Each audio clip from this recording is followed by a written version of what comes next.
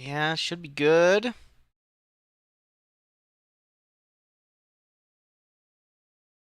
All right, we are officially live, which is all kinds of fun and exciting. Hello, hello, hello. Hello, hello, internet. Hello, chat. If you in the chat can hear us, let us know. Anybody in the chat? All one person in the chat. We're 1 minute early. We'll give people a couple minutes to get here. Too easy. So we have already our first chat comment. Would love for you to include 7 remake games in this to see what you would fix and all. Please include them, prayer symbol. To me, they're as big a deal as mainline games. From Danny. All right. I'm apologies for mispronouncing the name. Oisanya. Good news.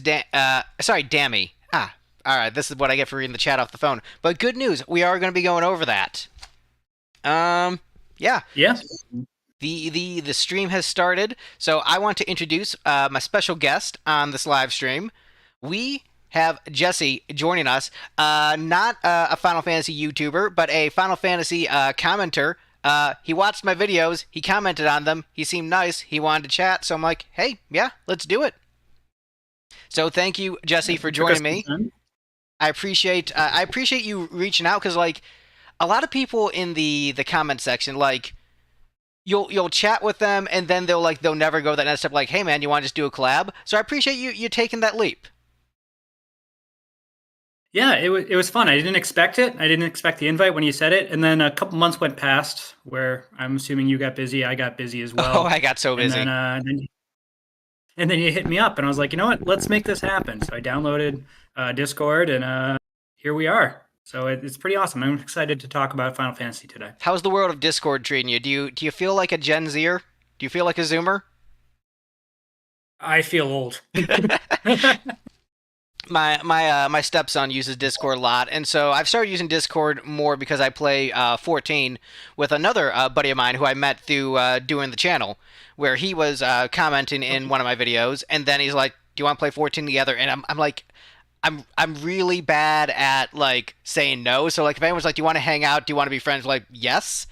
But also I've done that to a number of people over the course of my life. My like best man, best friend of my wedding, best man at my wedding, best friend, bassist for many years. Like I met him at an open mic, and I thought it was cool that he did a song about the TV show Red Dwarf. I'm like, dude, you like Red Dwarf? Let's be best friends. And it's like, okay. And by the way, I'm gonna live in your apartment. I'm your roommate now. Wait, what? So like, I'm guilty of it too. I'm very aggressive with the parasocial relationships. That is just how I do things. There's nothing wrong with that because if you don't do it, then you miss all the opportunities. So that's pretty cool. Right. No, and I've like because of that aggression of the parasocial thing, I've met like most of the heroes I want to meet, which is like pretty cool. Like my favorite songwriter ever like told me I was a good songwriter, and I wouldn't have met him were it not for being like super aggressive with the parasocial thing. So it's like, hey, you know what? Reach out on Twitter. The worst they can do is ignore you or mute you. There's this guy who I follow on Twitter who I'm pretty sure muted me because like I made some snarky comment about A24 movies, and then I think he just decided to mute my responses after that. But like, yeah. Anyway, that's a whole other thing. So Jesse, thank you for joining me. Welcome to the first ever Final Fantasy Friday, which I don't know if this will be a weekly or monthly thing, but we're doing it now. Thank you for joining us. Jesse, I want to know what is your general Final Fantasy history? What's your history with the franchise? And, let's go over each game in the series as you tell us your general history. So, what brought you into the franchise? Where you've been over the last few years, and then after that, we'll go into like each game, probably in order. But we'll start with whichever one got you into the franchise, or Sure. the So order you I'm played actually them, going to whichever start you a little bit. prefer. I'm going to start a little bit before Final Fantasy. So when I was really young, we had a NES in my house, and the Mm-hmm. first games I was ever introduced to were Super Mario 3, Castlevania, and the original Zelda. Okay. And so I would sit down in the living room. I was like 2 or 3 years old, and I'd watch them being played. I'm like, wow, that's really cool. And then we got the Super Nintendo, and that was when I was finally able to play games. And so the first game that was given to me was a game my brother did not want. to my knowledge, and that was Mystic Quest for Final Fantasy. And I just played that game, played that game, played that game. It wasn't hard for me to read because there wasn't much text in it, and the two buttons were jump and then you'd battle and you just hit A.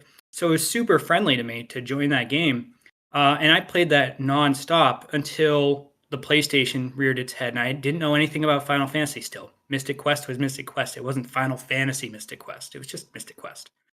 And so then we get the PlayStation, and my brother's older than me, so he's playing all the games on it. But we got a demo disc, and on the demo disc was Final Fantasy VII. And I played that demo maybe 200 times, and I was like, I can't wait for this game to come out. Final Fantasy VII comes out, and as with many people of that era, it blew my mind. Everything about it. I was still young. I was probably 7 when Final Fantasy VII came out. We're the same age. Yeah. Okay. Great. So we're about the same age then. So perfect. So it was a little advanced for me, but at the same time, I fell in love with the game. But it wasn't my game yet. It was still just reaching. Mhm. Then the ads for Final Fantasy VIII started coming out, and there was Squall, and he was standing next to like that 1999 Toyota in one of the magazines I saw, and I'm like, this is a legitimate game. They're advertising with cars, and so at that point, I was like, I'm going to play Final Fantasy VIII. I'm going to get Final Fantasy VIII. And I played that game, and I got that game, and it became my favorite game of all time for the longest time. And so I just kept with the trends. 9 came out. I got really into 9. My brother ended up making me Final Fantasy 9 because we were a little poor when I was growing up. So he made me a disc of Final Fantasy 9, which was the coolest gift ever for a birthday. I fell in love with tactics as well. I dabbled in Vagrant Story. And then it just kept rolling in the 10. And then the apocalypse happened with Square Enix, the merger. And my interest in Final Fantasy started to hit the brakes a bit. So I went back to the older ones. And I said, all right, well, I started really with 7, let's be honest. So then I went back and I found 5 on the PlayStation. I played that nonstop with 6. And I just kept going backwards. And I have to say, as my life progressed, Final Fantasy found ways to go with it. My wedding with my wife was, she's a Harry Potter fan, so it was half Harry Potter themed, half Final Fantasy VIII themed. And at the I Do Kiss, it played the Victory Fanfare song, which you broke all the tension of the wedding, which was fun. And yeah, I've had my highs with the series, I've had my lows with the series, but it's definitely had a large influence on me, and it's been my favorite video game franchise out there. Well, yeah, I mean, I've got a very similar story. I'm not going to go into it because it's going to be a long live stream, and anyone who wants to hear my story, just like I made like 10 hours of video essays. Like you can find out my thoughts on the series and those, and my history. If you want to hear my history with the series, probably the order I beat them is probably the best video for that, because that goes into like my story with each game. So I'm not going to rehash that here. But I want to know what your general opinions on each of the games in the series are.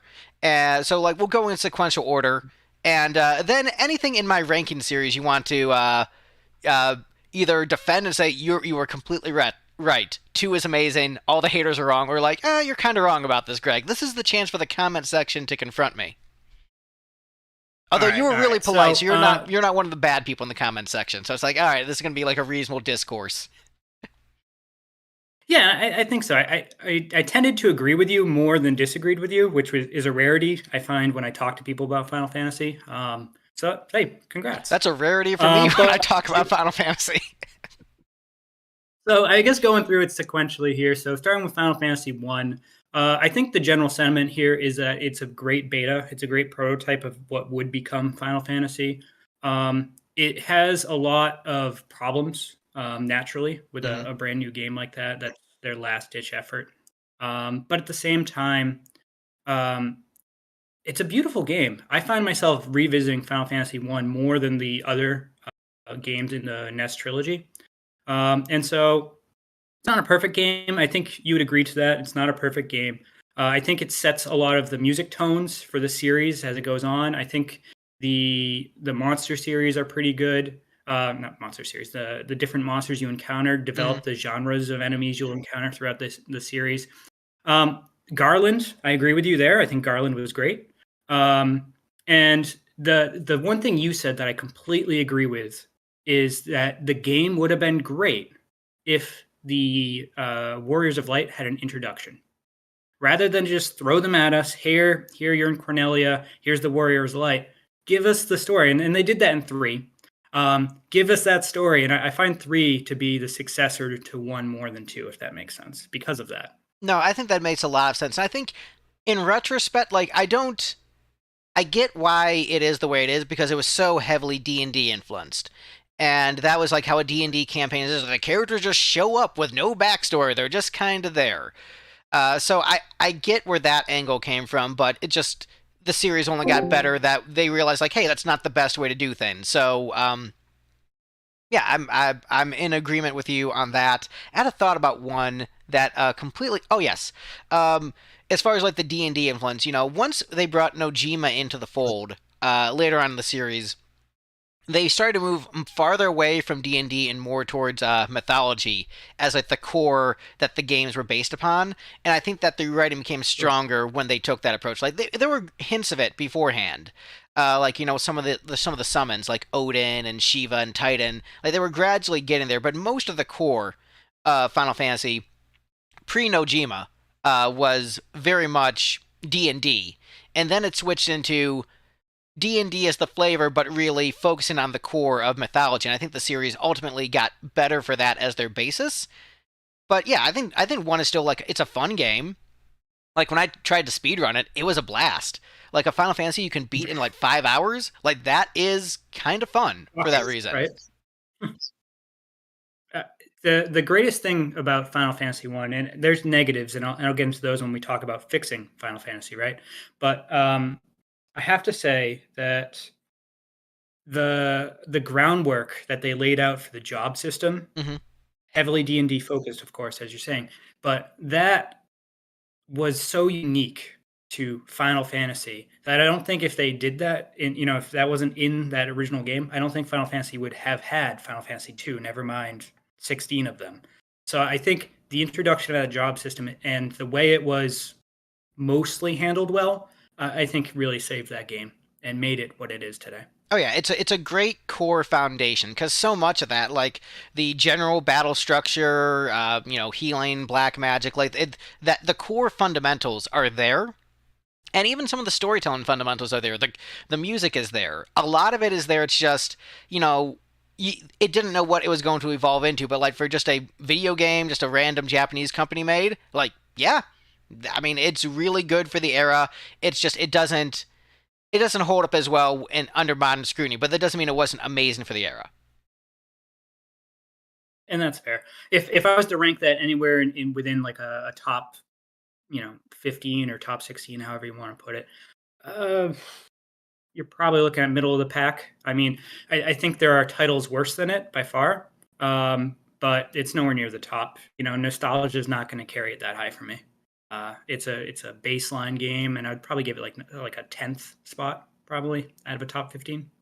That's completely fair. So, moving on to Final Fantasy II, which is a controversial one. I like 2 a lot more than most people, but also one of my commenters famously said, "This man hates gameplay," and then I responded, "Well, that's actually kind of fair." So, I am a story first player. I am a minority among video game players. So where do you land with Final Fantasy II? So I feel Final Fantasy 1, I find myself playing more than 2, but I like 2 more than 1. I don't know if that makes any sense. But the reason why is I'm not offended by the mechanics of Final Fantasy 2 at all. I think they're fine. Sure, you can exploit them, but just don't exploit them then. And I think what they did with the storyline involving the Empire, involving a little bit more of the elements to it, and having outside influence beyond just your party was great. I think it was a beautiful evolution of story. I think that the hardware shows its limitations in 2 more than 1 because they were reaching so much more with the story, and so the story starts to show the cracks in the hardware. But I really actually enjoy the game overall. I think, and like I said, I don't want to talk too much about how I'd fix it right now, but there are elements of the party mechanics that become extremely redundant. with the storyline as well. Oh, this person's joining our party. Oh, goodbye, person. It was nice seeing you. And that continual rotation of the fourth party member, um, that is a big detractor for me, more than the gameplay mechanics ever. I just find that fourth party member to be a distraction.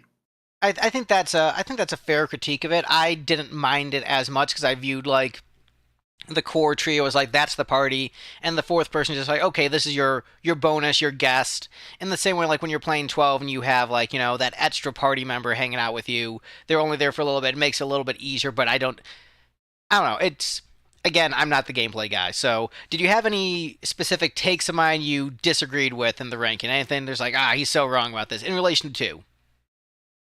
No, actually not. And I'll have some more disagreements further down the road with you, but I think two we're largely in agreement with. One thing I would love to have seen you touch on more is more talking about two's map. Two's map is pretty It's good. weird. It's weird and good. It's yeah, it links. It gives you the illusion of a wrapping world, just because it's a continuous map that links in I think four spots, and it's way better than one's map. One's map was hurting, and other installments don't get better than two for quite some time. So that's like one of my crowning things about Final Fantasy II is actually its map, which is a weird one. That's because I'm comparing. I think the map in three I actually prefer to the map in two. Cool. I think, but also it Why might. so?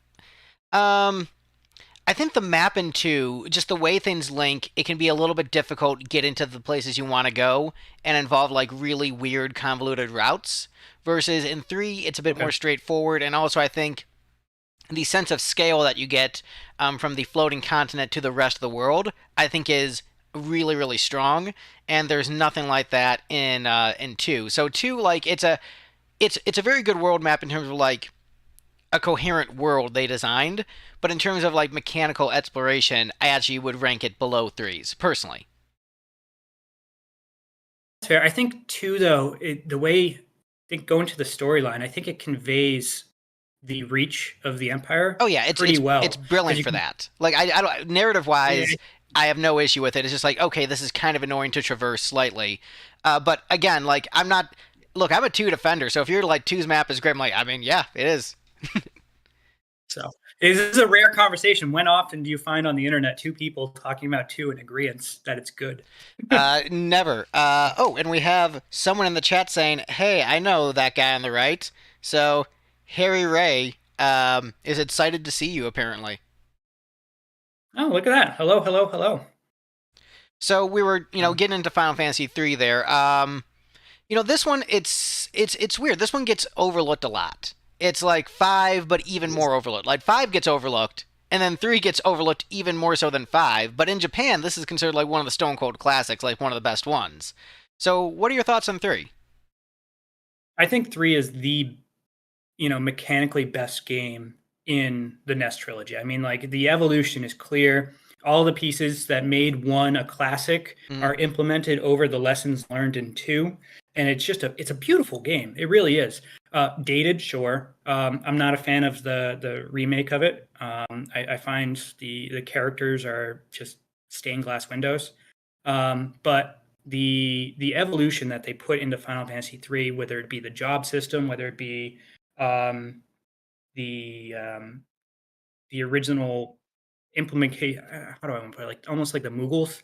It's the world building that started where it created this nest that Mhm. became Final Fantasy itself. I think one is the beta, two is the weird experiment, three is the culmination of the basement, the foundation of Final Fantasy, and that's why I love three. I see all of the elements of Final Fantasy that made Final Fantasy what I love, at least for a decade or so, in that game. Yeah, I mean it's if you're looking at it purely as a video game, like taking out story, which I don't do because the reason I'm playing these games is mainly for story. But if you're looking at 1, 2 and 3, 3 is easily the best of those. Like as a video game, like purely as a video game, mechanically it's incredible for the era. Music's great. Like 3, I think it's you could easily say it's a masterpiece, and I think a lot of people give 1 more credit than 3, but I think 3 probably deserves like I mean I 1 originated it, but I think side by side, I think 3 tends to crush 1 overall, like as a gaming experience, even as a narrative experience. You know, 1 has like the, you know, nostalgia of like, you know, Garland and setting the template for all those things. But I mean, 3, a lot of people sleep on, and it's really great. Yeah, and I think if we were to talk away from mechanics and go to storyline, I think the order of precedence would go 2 is the best story, then 3, then 1. Yeah. I think 3 took a little bit of a step back in story. I just don't feel it was as coherent as 2's. 2's had a very focused narrative. If you look at their planning sheet on Final Fantasy 2, the storyline is 2 pages. It is 31 paragraphs, and it number 31 just says the end. That's it. They're like, all right, so it's really 30 plot points. They fit into that game. And if you look at the planning sheet for Final Fantasy 3, it is less coherent. It is more convoluted. There was some question marks on that original sheet, and so it felt like they were kind of throwing that together a little bit, especially towards the end. And they were really focused on just making a good game as opposed to a great story. Yeah, which like at a time when narrative video games were less of a thing, it makes sense. I'm knocking for it. So were there any of my 3 takes that you disagreed with that you want to address?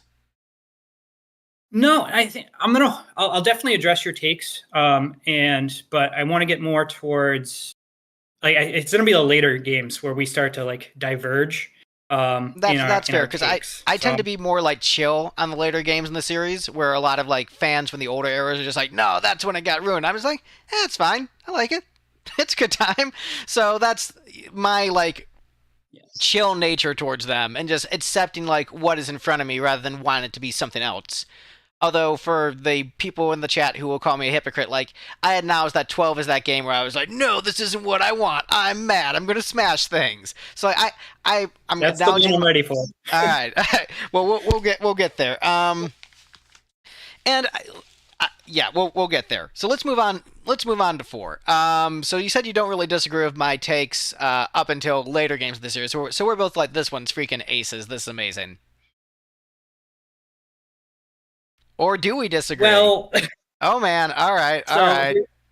all right. So you love Final Fantasy IV. It's apparent. I'm a I 4 like stan. I acknowledge, like I'm one of those guys. so moving into the SNES trilogy. 4 is my number 2. Um, it's the number 2 of those 3 games there. I think it does a lot of things right. I think the story crafting in 4 is the best of the SNES trilogy. I agree with you Yes. there. You said it in Yes. your videos. I think you're spot on. Um, I think it's got one of the weaker battle systems, mechanics wise. And I'm a big map guy. And so looking at that map, it hurts me. Final Fantasy IV's map is, I think, the worst map in the series. So hot take. Whew. I know. Whew. It's a good thing I got my fan going in here. Christ. But outside of that, I'll let you speak to that. Go ahead. No, I think the map in 4 is incredible. But also, like, I am a 4 stan. I have my bias, but I think it's really well designed. I think that the way that, like, the terrain is set up in such a way where, like, these natural barriers that forces some level of linearity, but it makes sense in terms of, like, the geographical placement of the world and, like, where nations would be, like, to develop, like, different cultures, like, why Eblin would have the culture that it does based upon like its proximity to other places, and how Mysidia is a bit more isolated. So like the geopolitics makes a lot of sense for me. I really love. I think all 3 world maps are really well designed. So just like what don't you like? I think maybe is what I'm trying to figure out. Like what is bad about it? So when you look at from the story crafting standpoint, which I see you're doing, you're right. You're right. It is beautifully well crafted. Someone sat down and said, "Hey, how would these countries and cultures flourish?" But when you look at it from the gameplay standpoint, and I keep going that route, right? But if you look at it that way, there's just too much water in that map. That map has Have you way seen too our much water, planet, and then bro? I've seen our planet, but I also know that if I step out my front door, I can walk more than 3 spaces left and right without hitting water. So there is quite a few areas where the world map feels just like how Final Fantasy 13 felt as an entire game, where everything was extremely linear and there was no real ability to explore in that world map because it was so grounded to like that storyline element that they almost forgot that maybe I just want to wander 15 spaces to the right because. And the only place that it really opened up is the desert. That's the only place where you could really start to wander a little bit, but there was nothing in that desert for you to wander. So that's my criticisms there. Criticizing Final Fantasy IV is hard. It's a great game. In the scope of top 100 games, it's definitely earned its spot. In terms of Final Fantasy, it's definitely a top 10 game. But there's those small things that make it a good game for me, and not the number one game for you. Well, I think it was number two on your overall, right? I think it ended up being number 3. I think 9 ended up beating it at the time, Oh yeah, but like those two are neck and neck so often, so it might as well be number 2. And I guess for me, like, I don't mind linearity. I assume there'll be something to talk about when we get to 13. But like 4 is like, I don't know, that was a good like sweet spot of just like, yeah, this is about what I need for a world map. I don't need too much more. This is nice. Like, I understand that there's a charm to having just like a ton of stuff to explore, but like if everything is just like so tightly constructed where I don't feel a need, like I didn't feel lacking when playing 4. So, and some people do, but I didn't feel that need for more. So like there's a bunch more places where you can explore in 5, but I didn't find them interesting enough to like care. Versus I cared about every place I went to in 4. And I think there's value in that because we're talking about quality over quantity. And now 5 is my favorite of the SNES trilogy. I had a feeling. I had a distinct hunch. Yeah, it's the gameplay aspect, right? And I loved Five's map is one of my favorite maps in the series because it's two maps, and I'm transitioning here. I'm pivoting a little bit Yes, to no, five, yes. but it's two maps. You can combine them into one, and either way, the maps work independently and as a combined effort, and that's absolutely beautiful. And there's more freedom within that game where it feels like you're an exploration. It feels like an adventure.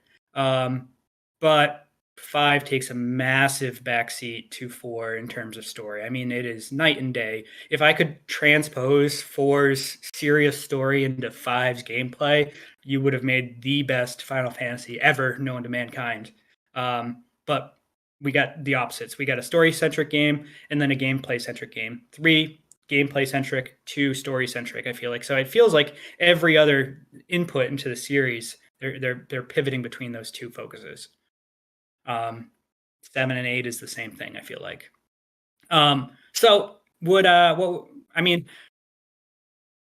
in terms of where you had Final Fantasy V, I respect it. I would definitely put it much higher in mind. It's a top 4 for me, maybe top 5. 9 and 5 contend pretty well together. But I think I don't know. What's your greatest criticism of 5 outside of the story? See, that is the. I think the thing with 5 is that there are like a couple locations that are really cool. And I'm thinking about the ship graveyard. I'll give you the Moogle village and the like the magical library. But other than that, I don't think the Sure. set pieces are very exciting. Even like the big bridge itself, I think that's more exciting for the music than like the location. I think just in general, I think that 5 set pieces are just not super interesting to me. So I think that just like the places I'm going just don't excite me too much in 5. I guess maybe like I don't know, you could add like the Flesh Castle as another interesting place, but overall, just like I'm not overly excited about the world of 5.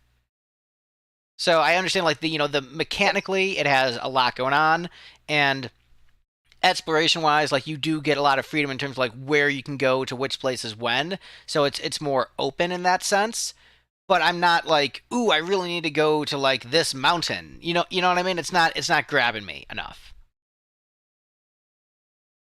And that's fair. Gravitas is not what 5 brings to the table. 4 does that in spades. Every turn of 4, I think it kind of over delivers though sometimes.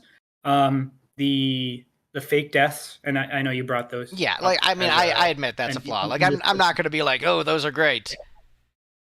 But I think 5 is still like a great game. Like this is an embarrassment of riches. So, and that's actually not what I even have about what I would fix with 5. So I still like 5 quite a bit. It just I guess with a Final Fantasy game, I want my soul to be moved more than just having a fun time playing a video game. And 5 is strictly in the I'm having a fun time playing a video game. My soul is not moved in the slightest. You know, you're right. I can't complain with that. I can't argue that. And I think as we get later in the games, we start to merge those two for at least a timepiece or a time period, and it creates the greatest games I've ever played. But I think we're still in the groundwork with 4 and 5, where 4 just I want not only to be reading a book that I'm engaged in with 4, but I want to be feeling like I've accomplished a challenge and I'm having fun. And 4 and 5 are two separate hands. And I think they tried to combine them with the Mm-hmm. next game. If you don't mind, if I continue forward in No, this pivot. this Please pivot timeline. into the next one. I'm just trying to make sure I'm still viewing the chat. So 6 is, I think, their attempt to combine those two, and they had. You said earlier that you have a hard time saying no. I feel that Sakaguchi had a hard time saying no when he built Final Fantasy VI because they just said, "Hey, let's try this idea." He said, "Here, let's try that idea, but I'm going to give you all the money to try that idea. You don't worry about anything; just try everything." And that became Final Fantasy VI. There's a million ideas in that game, and I know everyone loves it. It's the top Final Fantasy. It's not for me. It's worse than every game prior to it, in my opinion. That is the hot take I So was not expecting. That I don't even think I ranked it below everything that came before it. I probably ranked it I think above like 3 and 1 at least. And I think I also ranked it above 5. So I am commonly like called like an idiot in the comment section for my opinions on 6. That is the one thing that I get like attacked more for more than anything is like 6 fans. It's specifically 6 fans. Like I get some like, 12 is actually better than you give it credit for, and like, oh, 14 is good if you play the expansion. Like, yeah, I know about the 14 expansions. I know, I'm getting to it. But 6 is the one common point of like really big criticism towards me. So and given that you were generally, polite in the comments, I assumed you also were not as hot on 6. But it sounds like you're even less hot on 6 than I am, where, like, I still would give it the masterpiece title. So I guess continue to elaborate. yeah. So I'll deflect some of your hate onto me then, and consume that when it comes to Final Fantasy VI. But here's the thing with Final Fantasy VI. I think the highs, and you mentioned this in your video about the highs, right? The highs and the lows. You talked about that a lot in your videos. The highs in Final Fantasy VI are Mount Everest. They really are. I know you're not the biggest fan of Kefka's battle or boss theme. I love that piece. I could listen to that all three of its its Movements? symphonic movements. Yeah. I can listen to those all day long. I enjoy Kefka as a villain. I enjoy Cyan out of all the people in that party. Cyan, I like. Terra. I remember one of your criticisms about Terra was that she was unrelatable, and you couldn't get into her, and she's a focus of the game, which made it hard for you to get into. And for me, I didn't mind Terra. I just felt like Terra was extremely bland um, in comparison to other protagonists. And I'm going to call Terra the protagonist of 6 because they couldn't make up their mind on who they wanted. And I think they had too many characters. When you look at, I think it's Strago, Gogo, the Yeti, what was it, Umaru, I think his name was. Mm-hmm. They're not necessary. They don't contribute anything to the point, to the plot. They don't contribute anything to gameplay mechanics. And then the battle system, that every character has this unique gimmick about them that feels disjointed from the other gimmicks. button inputs for one character, and then another one's got technology like drills, and it just feels like they were See, just like, that hey, part I do actually think whatever is you want. cool. That part I think is cool. That part I'll actually stick up for. You're making me Okay. into a six defender. For, it didn't I did not expect this. Here I am standing well, for you know, FF6. well, you're doing it. You're doing a good job. But I don't know. It felt like nothing was coherent in terms of their approach to the game Mm, because they had so much success leading up to that, and they wanted this magnum opus more than I think it's like that Jurassic Park. They asked themselves, so many times if they could do it rather than should they do it.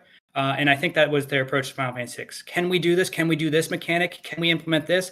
Can we make this 11-minute song piece? Can we make this a mm. multi-tiered boss battle? Yes, yes, yes, yes, yes. And I don't think they ever stopped to say, "Could we?" I think if that game got reduxed and they really took out a lot of content and streamlined it a little bit, it would be the best Final Fantasy. But with all that bloated content, I feel like it's detracting. They could have combined characters. You mentioned combining Terra with what's her name? Celis. Um, Celis. Thank you. I had Cecil stuck in my head, but Celis. Um, I agree with you. I agree with that take. I think that's a strong take. I think that they play two halves of the same coin. And I think that for other characters to interact with them, I think they needed both those coins to be put together, both those sides of that coin to be put together. And I think that Edward is too perfect. I think he needed more flaws. I know some people will go into When you're saying Edward, womanizing. are you saying Edgar? Because I was thinking Edgar? Yeah. Edgar. Yes, Edgar.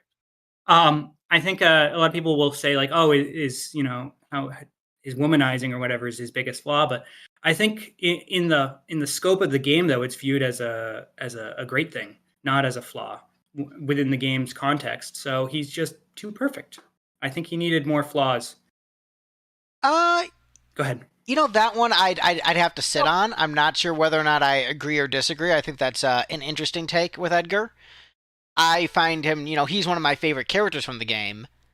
But I also know that there's a thing with Six fans in particular where if you criticize something they like about the game, they get really defensive and say, no, you're wrong. And so I'm looking at this thing I really like about Six, and my instinct is, no, you're wrong. But I think I want to sit on it. I think part of the thing with Six is that there's so much nostalgia attached to that one, where there's not any concession as to like what could be changed to make it better. Just like from a screenwriter or story perspective, just like trimming out the fat, what have you. And I think there's a reason why Six, didn't resonate with the masses the way that the Nets game did, where like people criticize, Final Fantasy VII for like the characters being like too big, bold strokes in their, the archetypes that they embody. But by that same token, that allows people to like resonate and relate to them more. And even though they embody certain archetypes, they have enough layers and depth and nuance where they're not just like the stereotype of that, but it helps you gravitate towards them more quickly. So I think, Six, like there's a lot of really high highs. I still would put it into the masterpiece category. Still one of my favorite games of all time. It's just in this series, it ranks lower for me, which translates on the internet to this guy hates Final Fantasy VI and he's a piece of trash. Um, and like I can like That means I'm doomed. I can defend it to the high heavens in the comments, and there's a lack of nuance and charity when like out of all the games in the series. When you critique Six, there tends to be a lack of nuance and charity from like Six fans, like because like Seven gets ragged on all the time. And Seven fans just sort of like take their licks and be like, "Oh yeah, translation's kind of bad. Okay, Lego people, like there's a lot to criticize." And Seven fans just sort of have to take it.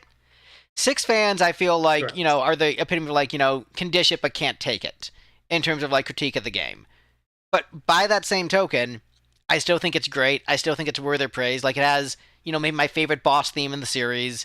It has some incredible characters that I love and adore. Edgar, like I do love that character, and so there's a part of me that doesn't, want him to change necessarily. I think maybe you could have given him a more interesting arc and more things to do, so you could still have that same personality and being, as flawless as he was, but just give him more interesting story beats to do with his character. But when you have so many characters, you don't have as much room for the different story beats. So, and I think The it's. character I grew Oh, go ahead. I didn't know what I was going to say, so go ahead. so the I appreciate that you gravitate towards Edgar and that more story beats is true. I think the epitome, the best character of that game is Locke.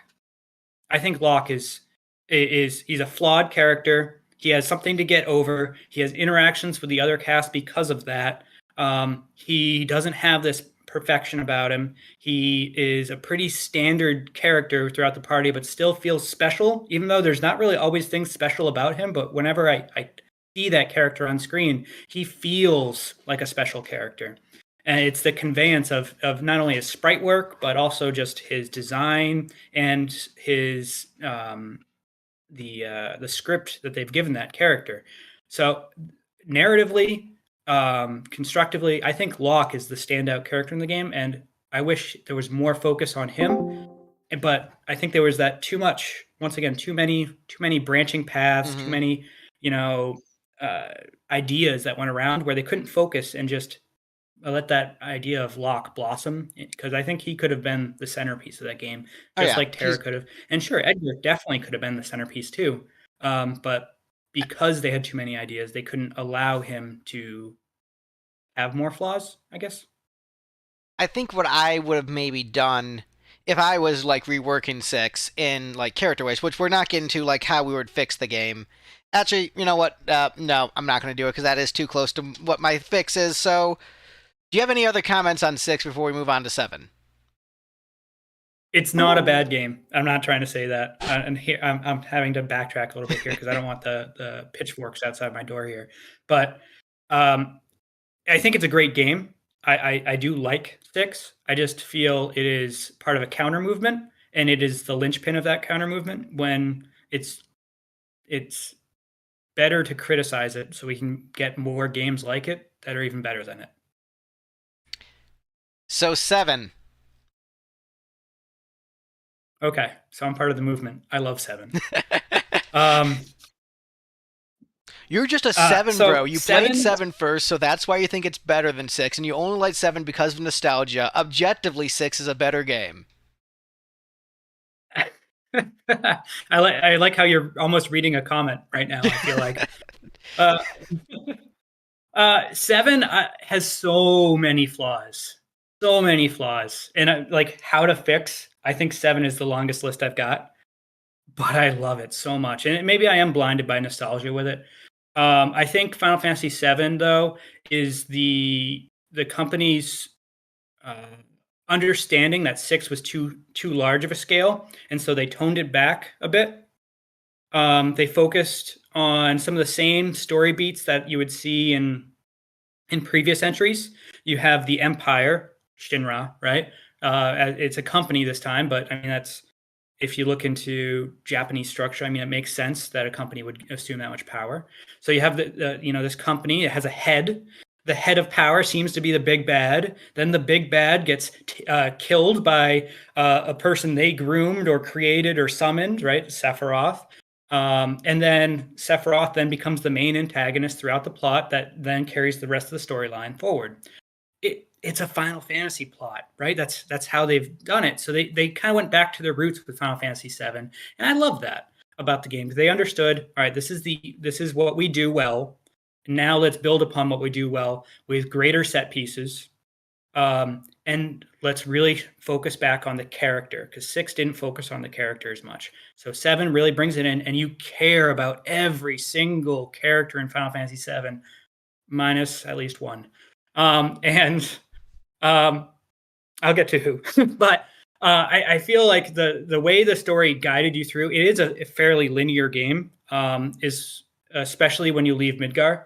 It's a very linear map. It's a very linear game, but it doesn't feel that way because the story is so engrossing. And even when you're backtracking, whatever the case may be, you feel like the game is bigger than it is throughout Final Fantasy VII. I think they do wonderful with their story beats the execution of it, and then the building Jaws villain. I think you were the one that mentioned that, but Sephiroth is the ultimate Predator from Predator or Jaws from Jaws. You don't see the villain until you need to, and that's and I'm going to go a little bit ahead, but that's where the remake starts to stumble. Is where overexposure starts to damage the remake. I getting into so I haven't played Remake or Rebirth, but I've seen select cutscenes on YouTube and I've read the spoilers, so like I know like what some of the major differences are. I think I don't really hate any of the major changes they made between Remake and Rebirth. Where like I hate the compilation, and I kind of think most of the compilation is trash, and I don't think it's Nojima's fault. I think it's just like direction and like implementation of ideas and things they were told, hey, put this in the scenario. So I think Nojima's great, so it's not that I blame him for some of the compilation stuff, or Nomura. I think Nomura is also great, but I think with specifically Sephiroth, because he's so overexposed in media by this point, I think them acknowledging him earlier on I don't view as a negative, because I think it works for what they're trying to do, because it is sort of like a meta commentary on Seven itself to a degree. So I True. think it works for Remake for what they're doing versus, Final Fantasy VII, like pre-internet almost, like early days of the internet, where like, all you see is Sephiroth in the instruction booklet, like, age unknown. Like he is a mystery. And so it works for like the era that it's in, but in the age of the internet where you can like look up a cutscene whenever you want, and everyone already knows who Sephiroth is from Kingdom Hearts and from Smash Bros. He's so overexposed. I think it made sense to throw off the players who knew about Sephiroth and be like, wait, why is he here this early? This is messed up. And then Right. making the players who play the original game question it. And then for new fans, like they already know who Sephiroth was. He's the guy from Smash Bros. So you're not going to get that same Jaws impact. So I understand why they did it. I still think it would have been. I would have probably preferred the one-to-one remake in terms of like his appearance, but I don't think they made an artistically bad choice either, which is a surprisingly centrist take in regards to Remake Rebirth. Yeah, I respect that take. I don't think many would. I think it's very polarizing. So I respect that. It's good. I'm But overall, I was about to make a political joke that I was about to regret, so I decided not to.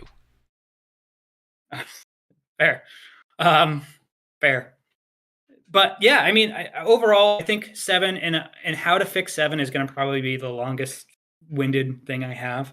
But I think overall, seven just is a masterpiece in terms of potential and how the character gets swept along with the story. I don't think there's ever a time in Final Fantasy VII where I feel disengaged.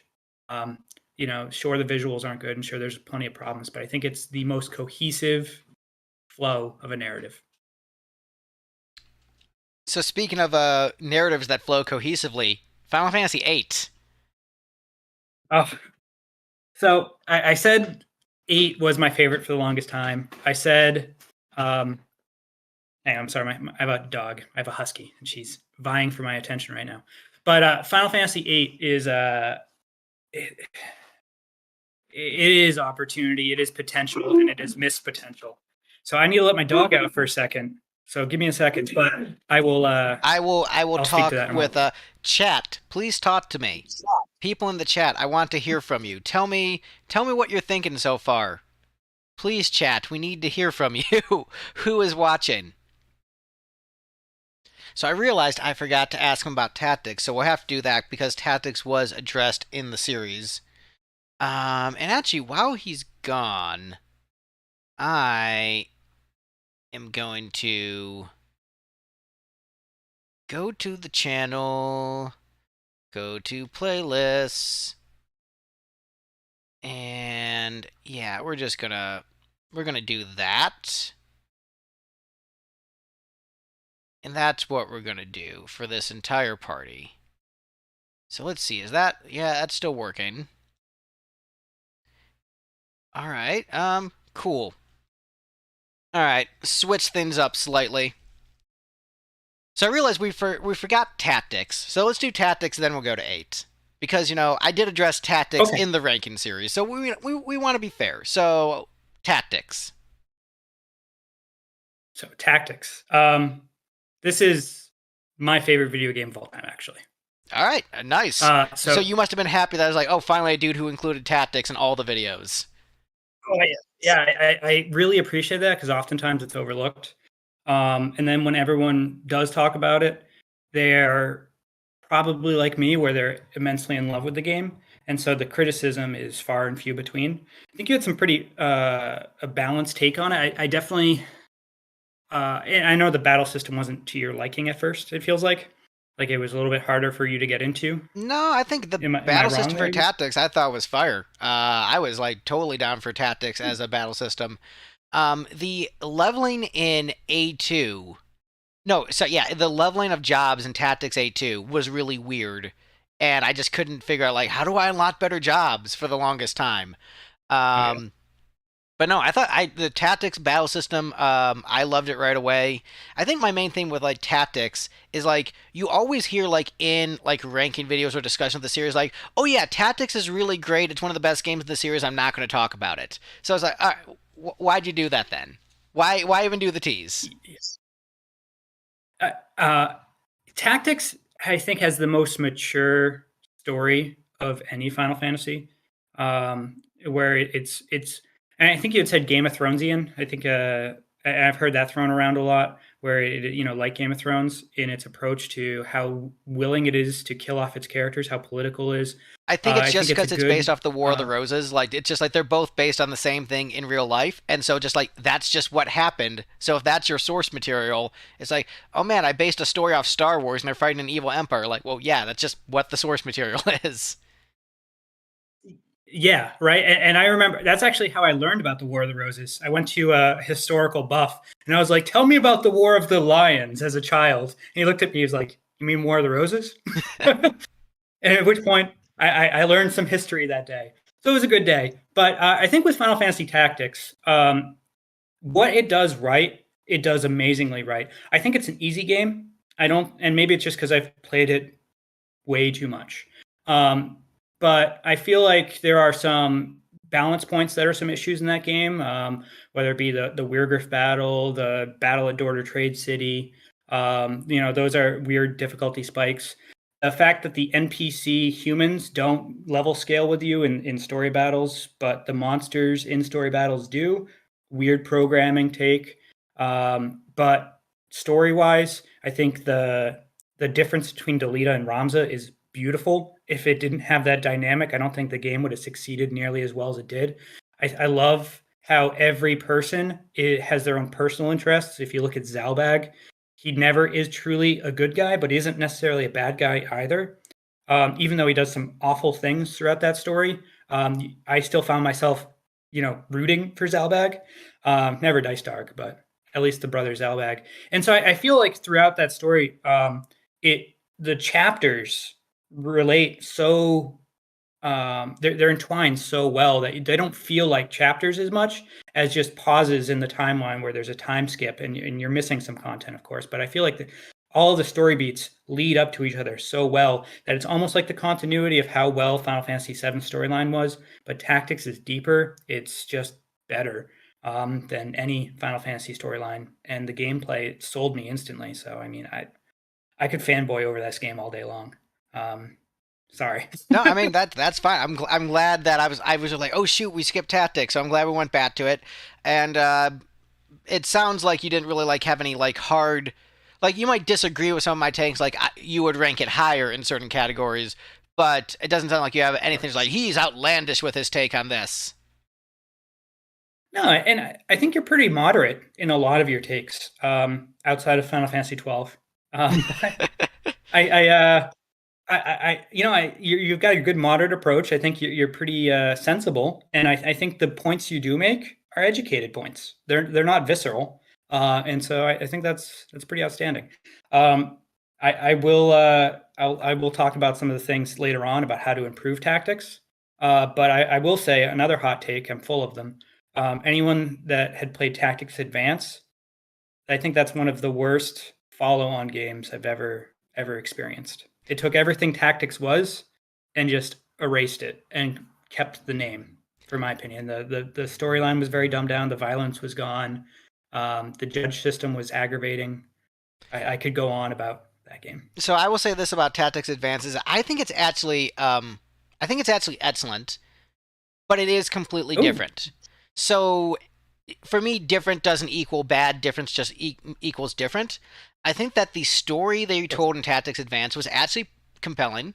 I think they were really great characters. I think the music was great. I think the gameplay, I think the judge system did add a fun element to it. And I think that sort of the speed of the battles in relation to the original Tactics made it really good for a handheld. So I like Tactics Advance a lot, but also I can see why someone wouldn't like a lot. And as someone who's like a big fan of the original Tactics, like it's a completely different flavor. One is Game of Thrones, and the other is a Disney movie.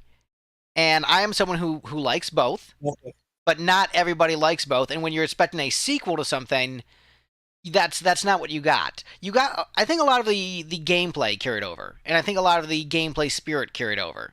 So it's really like, did you like the mechanics of it? But like, it's, you know, it's a brighter color palette.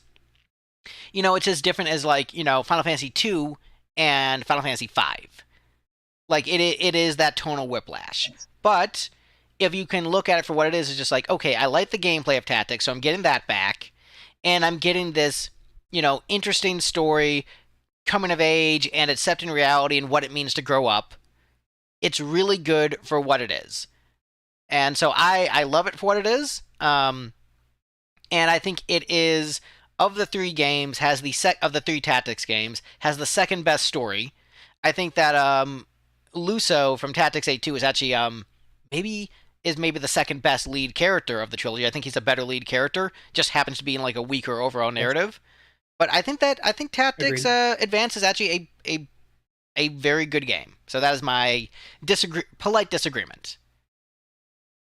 And I appreciate it. I think that's it's healthy to disagree. I would say it is, the flaws are like here for me, so it's hard to see around they're right them. in your face, yeah. Exactly. But it's healthy for that. So I will say one thing I did like about Tactics Advance, other than just that it was another Tactics game continuing the series, and I don't know how we got into Tactics Advance 4-8, but here we are. I think one thing I do like is I haven't played, because I don't like the game. I haven't played it in so long, but what were they? Totems, was it? They're summons in that game. I don't really remember. It's been a while since I played it at Tactics Advance, but I actually see it on my shelf over there, which I can't reach, but I see it. Either way, the totems, the summons, how you have to overcome them to implement them, I think they felt better implemented than in Tactics, in the original. I think I'll give it that. Tactics, you just got JP and suddenly had this really cool beast you could summon, while it was narratively focused on in Tactics Advance.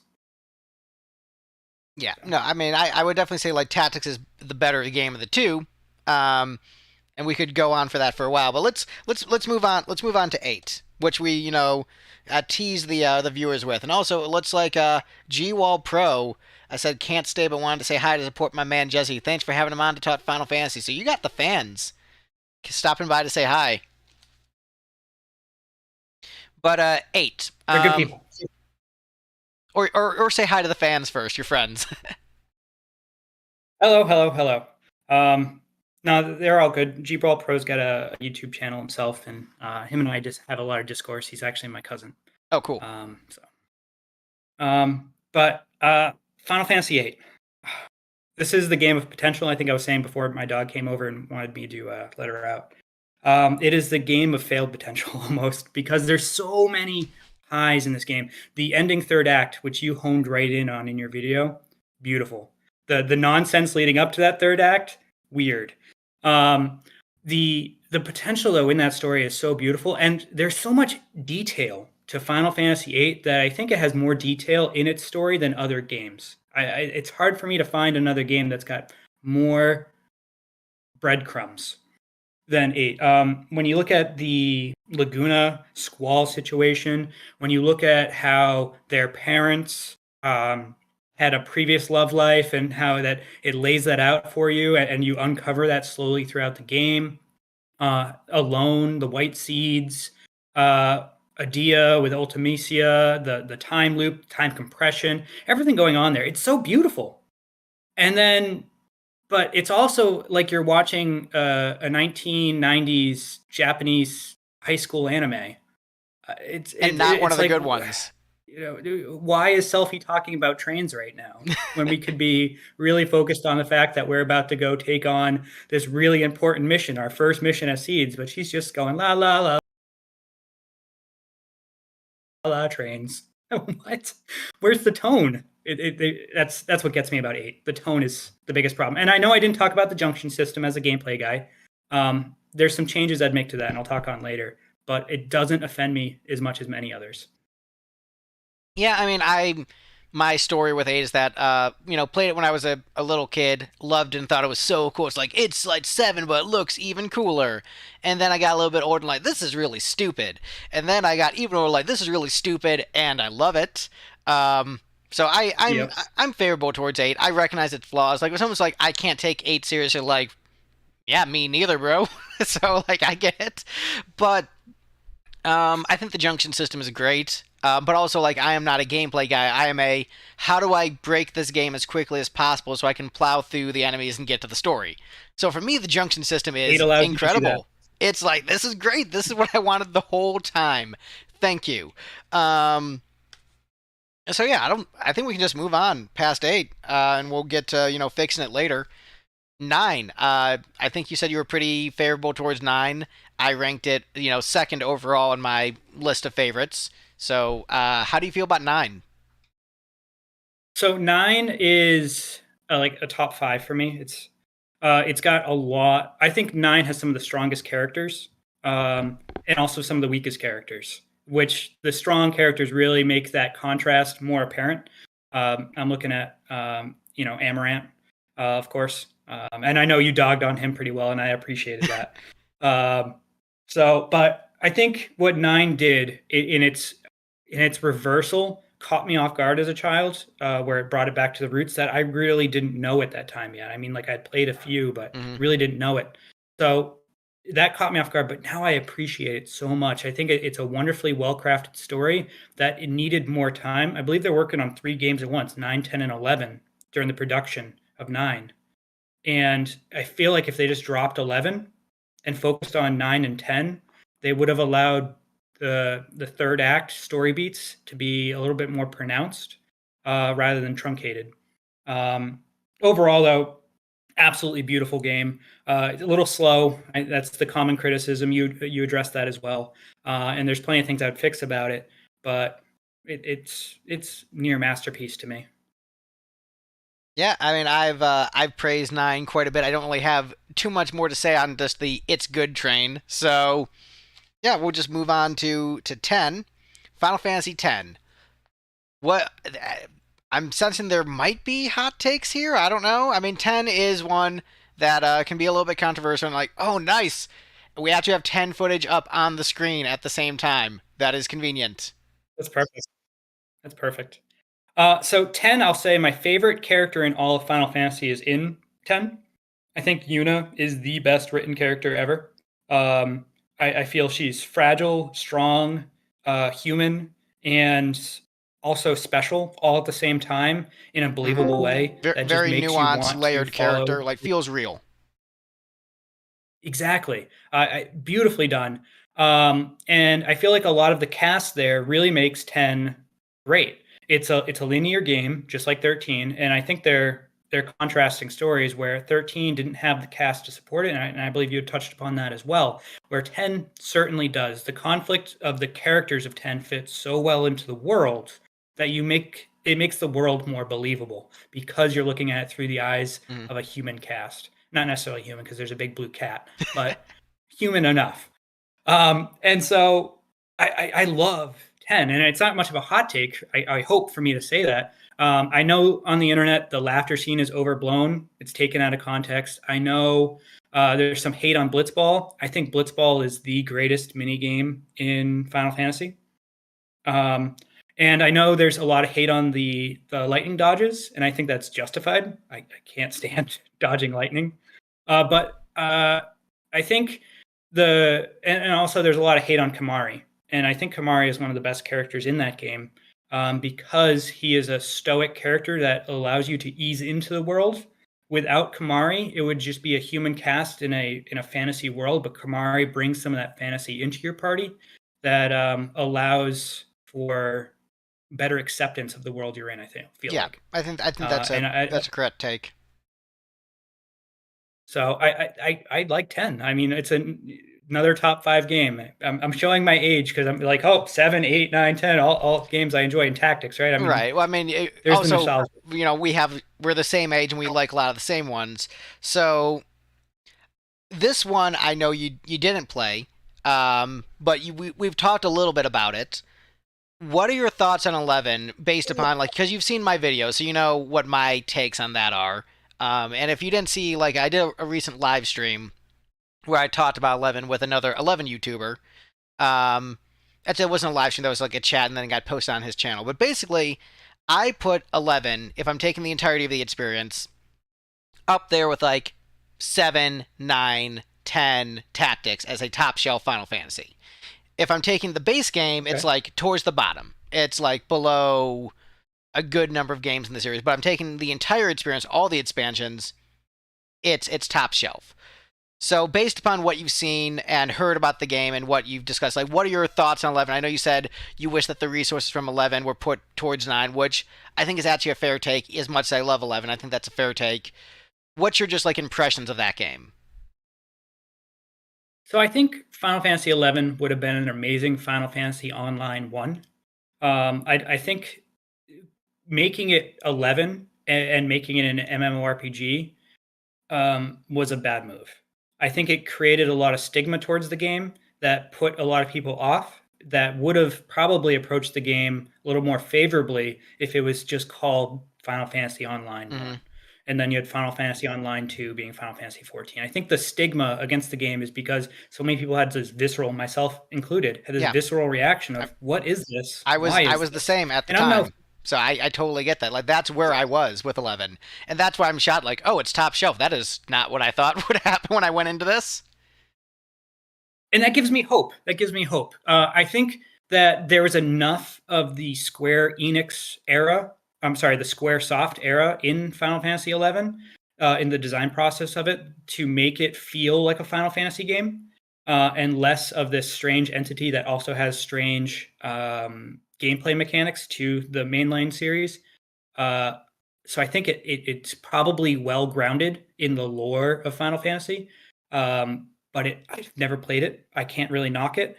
I would say that I have played MMOs. I was a big RuneScape fan back in the day, which is probably one of the worst MMOs out there in comparison. But um, I don't know. I just never really got into it. And so seeing and hearing from you the trail you took from the bottom to the top, it gives me some hope for that game. And I do have it. I do have it. I just never played it.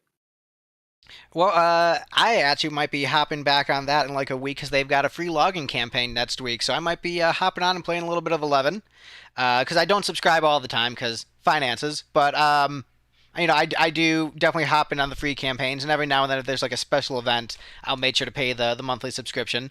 But moving on to 12, which is I feel where there's going to be some disagreement. So 12, I will say, makes a lot more sense if you played 11 first. They're actually pretty similar gameplay wise, where the main difference is that in 11 you can't freeze time when you're in battles. But like in terms of like having like a party set up, each member of the party fulfilling a different role, it's like you have it's like you set it like this is your healer. They're just gonna always be healing, so you don't have the complexity of gambits. But in terms of like combat mechanics, it's like 12 but without freezing time and like the way zones are set up. So like they're very similar in those ways. But 11 had battle music, 12 didn't. Narrative wise, it felt more bland and western to me, so I wasn't a big fan of it when I first played it. Going back to it, I liked 12 a lot, and having played more 14, I would probably put 12 higher than 14 in some other videos if I were to make them today. Because 14, unfortunately, the more of the gameplay I play of 14, the less I like it. Like, 14 continues to frustrate me gameplay wise. Versus 12, I'm like, you know what? Gambits were kind of cool. So let's get into 12, or where I think the disagreements start. Tell me about 12. All right, so 12 is um, 12 holds a weird place in my heart because there's so much I like about 12. There's a lot I like about 12. And there's a lot I just feel disappointed in. So I think the premise of 12 is where I fall in love with it. It's part of the VIII project. And being part of that VIII project to move over to a mainline Final Fantasy game, I don't think it works. But I think what the original storyline for the game was very Western, but I think very visceral, gritty, and political intrigue. And the original template for that game was beautiful. I'm a big proponent of tactics, as I already told you. I'm a big proponent of vagrant story, and it fit right into that world so well. Where the opening sequence, and I put a comment on your video on this a while ago, the opening sequence of Final Fantasy XII, I think, and this is complete contrary to you, is a masterpiece. I think it is the best opening sequence in all of Final Fantasy, because it sets up the dialogue and everything going on was at a pace for me that felt comfortable. I was starting to grasp the concepts of that world at that rate, and so it clicked with me. The weird Star Wars elements too. I'm not a Star Wars fan, but the weird Star Wars elements were a little off for me. But everything, the premise, and then setting up with the death of Rossler, and I was just like, wow, this is a game that's going to have high stakes. It was setting high stakes at the very onset of it. And then you finally get control of Vaughn's brother, Rex, I believe his name was, and everything is going well for that. And then he dies, and it's like, oh, this game just keeps sweeping the rug out from under you, and you've got this larger premise. And I understood that there was these factions vying for power, and that we were part of the smallest insignificant faction. And I liked that, being an insignificant faction of this larger political scheme that's going to happen and roll right through you. How are we going to work in a party in this? Am I going to get to control one of the soldiers now? What's going to happen? And then I'm killing rats. And at that moment, my soul was sucked out of me, because this game was going to be tactics as a mainline series game. I was like, this is going to be amazing. And I was like, okay, well, temper my expectations. Every Final Fantasy starts off with fighting something small somewhere. Let's figure this out. And so then Pinello was introduced. I said, okay, what's a Pinello? Is that like a musical instrument? I don't know what a Pinello is. Let's figure this out. And so it progressed, and then it became not about the political intrigue anymore, because as you know, the VIII team was ripped apart during that project. Management was changed, and they wanted to approach a different audience, because they realized, hey, this is an VIII project in all looks. It doesn't look like a mainline Final Fantasy game. And so more focus got put on Vaughn and Pinello. They weren't even originally part of the plot. Althea could have been a main character in that game. I feel like he would have been a stronger main character. But what that game became through gameplay was Monster Hunter. I don't know if you ever played a Monster Hunter game or seen them, where you just have big swords and you kill all these monsters, and that's all you do in those games. There's no storyline. Yeah, I've seen them. I've never played them. That's Final Fantasy XII. I find myself hunting the marks in Final Fantasy XII more than I do following the storyline. And it's more about the gambits at that point, setting up the perfect gambits and then letting my team do its thing. And so it had all this great potential from that setup, that in the final act, the ball was dropped. And boy, was it dropped hard. The final sequence where, like, oh no, Balthier might die. At that point, I didn't care. I just didn't care. I was like, hey, you go for it, buddy. I know you're going to be okay, because they haven't really done anything traumatic in this entire game. They set it up, and then they forgot it. All right, so I'll stop. I think our main area of disagreement seems to be just on the intro, from what I've gathered. Is that like the main area? I think so. All right. So here's what I'll say. I so I love tactics, and I rank tactics as one of my favorite games in the series. It's top shelf. It's a top shelf Final Fantasy. So I'm definitely not against the idea of a tactic style mainline game. I think that could be great. And also I like Game of Thrones, and also I follow like real life politics very closely. So I very much have like Sure. I'm a politically minded person, so a political plot is actually like a plus for me. That's not a negative. I think the problem with 12's intro for me is that like you're not giving me enough like context to make the hooks of the politics interesting in that intro. It's just like a quick line, like, and then this is happening, and then this is happening. Like everything just changed from that thing 2 seconds ago. And I'm just like, okay, well, I didn't have time to understand what happened 2 seconds ago because we're on to this Nets thing. And I'm not like That's fair. I'm not an idiot where like I can't understand like lore and terminology. Like I can pick up on things pretty quickly.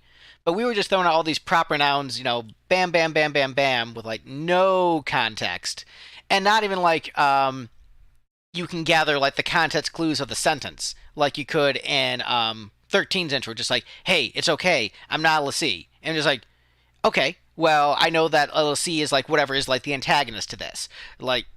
They're talking about like these different Sure. kingdoms and different alliances and where they're from and where they're moving. Just like, cool, bro. And then you get Rex as a character, and you start to like feel some attachment. And then he dies, which is a cool twist. But then in the overall narrative, it means like next to nothing because it gets resolved like 3 hours into the game. So I think just the intro conceptually has a lot of good ideas, but it doesn't deliver on any of them, and it's going at such a rapid pace that like you can't savor any of those interesting ideas because I think like that basic premise of the political situation is interesting, but you don't really get that from the intro. You get it from the context of later scenes, at least for me, and for a lot of other players. And like I said, if I played that intro sequence with my wife, she would have turned off 12 immediately and would not have wanted to play the rest of the game. And you don't I need remember you it. saying. You don't need it to understand the rest of the game. Like you can skip it, and you're not actually missing anything. So, and that's the thing. In the original draft of that game, if you skipped that intro, the game wouldn't have made sense. With the revision, where almost like a Final Fantasy 15 versus 13. That's a great take.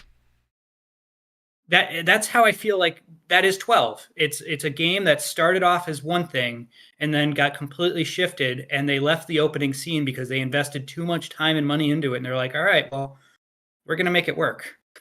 And if they kept with that original concept, I think everyone's opinion of that opening scene would change because it sets up all these great story beats so well that when you do go back to them, you'll get that sudden recollection. Oh yeah, I think I remember seeing that. That brief snippet has been sitting in my brain, and I just didn't understand it. And now the neurons have made that connection. I understand it now. I think I But you would don't look at get it that. more favorably if like Rex's death had like some meaning, but like Yeah, it really it didn't. doesn't. It was just like, all right, cool, you killed off this guy I'm playing as for like 10 minutes. That is all right.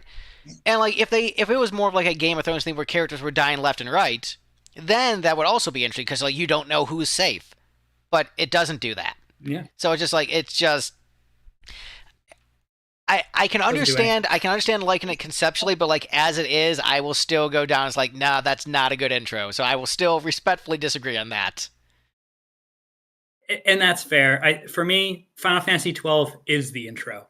And if I know that sounds bonkers, but it is the promise of 12 that I'll forever hold on to. So 13. Unlike 13. Go ahead. I mean, so 13 was very popular to punch on the internet for a number of years. It's starting to get a little bit of a resurgence where people are looking at it more favorably. It's still one of the more controversial ones. Still tends to be ranked towards the bottom, but now it's like it feels like the people have crawled out of their holes and are willing to admit that they like 13. I never had an issue with it. I liked 13 from the jump. I know a lot of people don't. I think a lot of the reasons why people don't. I think some of the reasons people don't like think 13 are very valid, are very fair. I'm like, yes, that's a fair criticism. And then I think some of the criticisms of 13 are just really stupid. So, you know, but I fall into the positive but flawed camp. Where do you fall with 13? I definitely fall closer to the flawed camp. I'm not an outright hater of the game. but I have some valid, I feel valid problems. 13 came out at a time when I was getting back into video games. Um, 10 was like it was beautiful, and then 12 I played, but I was starting to walk away. I was at that point in my adulthood where I was trying to get myself on my own 2 feet, Hmm. and so I just kind of walked away from video games. And then 13 came out, and I said, you know what? It's time to embrace video games again. Like I Yeah, was like, go here we back to go. it. Like there's a new Final Fantasy on the horizon. It's not an MMO. It looks like it's a straightforward Final Fantasy game. I'm going to give it a shot. And so once again, I come into a Final Fantasy game with this precognition of what to expect, Hmm. um, and it lets me down. But there was the opening sequence once again. I think 13's opening sequence was really cool. It's not as good as 12's in terms of like captivating me, but it definitely got me interested. This looks awesome. Like, and then the scene on the train, I was like, this is phenomenal. The choreography was beautiful, and I was like, I don't know who this Saz guy is, but he's pretty cool. There's a chocobo in his hair. I don't get it, but let's roll with it. Then there was the Rebels. It had that good callback, I felt like, to Avalanche. I was like, okay, they're probably going to be like Avalanche. They weren't. They were never important again. Um, and Hope, I fell in love with Hope. I thought he was an amazing character. I really enjoyed him. But what took me out of that game, beyond the linearity and the lack of towns and shops that you'll hear everyone talk about, is that there was no desire to explore. It was so linear that the plot was literal, just stepping stones. Like, okay, the point A and point B, you have 2 steps. Everything in between point A and point B is irrelevant. We're just going to get there. You know they're going to get there. You're waiting for them to get there. And when they get there, the delivery is, okay, they got there. And that's my biggest, it's a heartbreaker because I invested time into that linearity. Like I was okay with it. I was like, this is going to pay off. It's going to pay off. And then it just And didn't pay off it for you. didn't.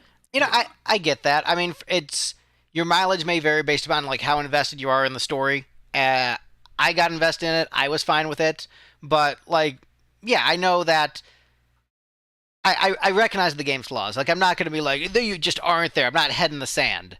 But the positives, like the good music, I thought the characters were good. I thought the plot was overall good, but like the villain sucked. It was a bad villain. It was a really weak villain, and his plot wasn't very like well explained. It was really convoluted and messy. So like there are problems. There's plenty of problems with it. I don't think it's this dumpster fire that a lot of people say it is. But if someone like ranks it low, like I get it, but I think I look at it with a lot of positives personally.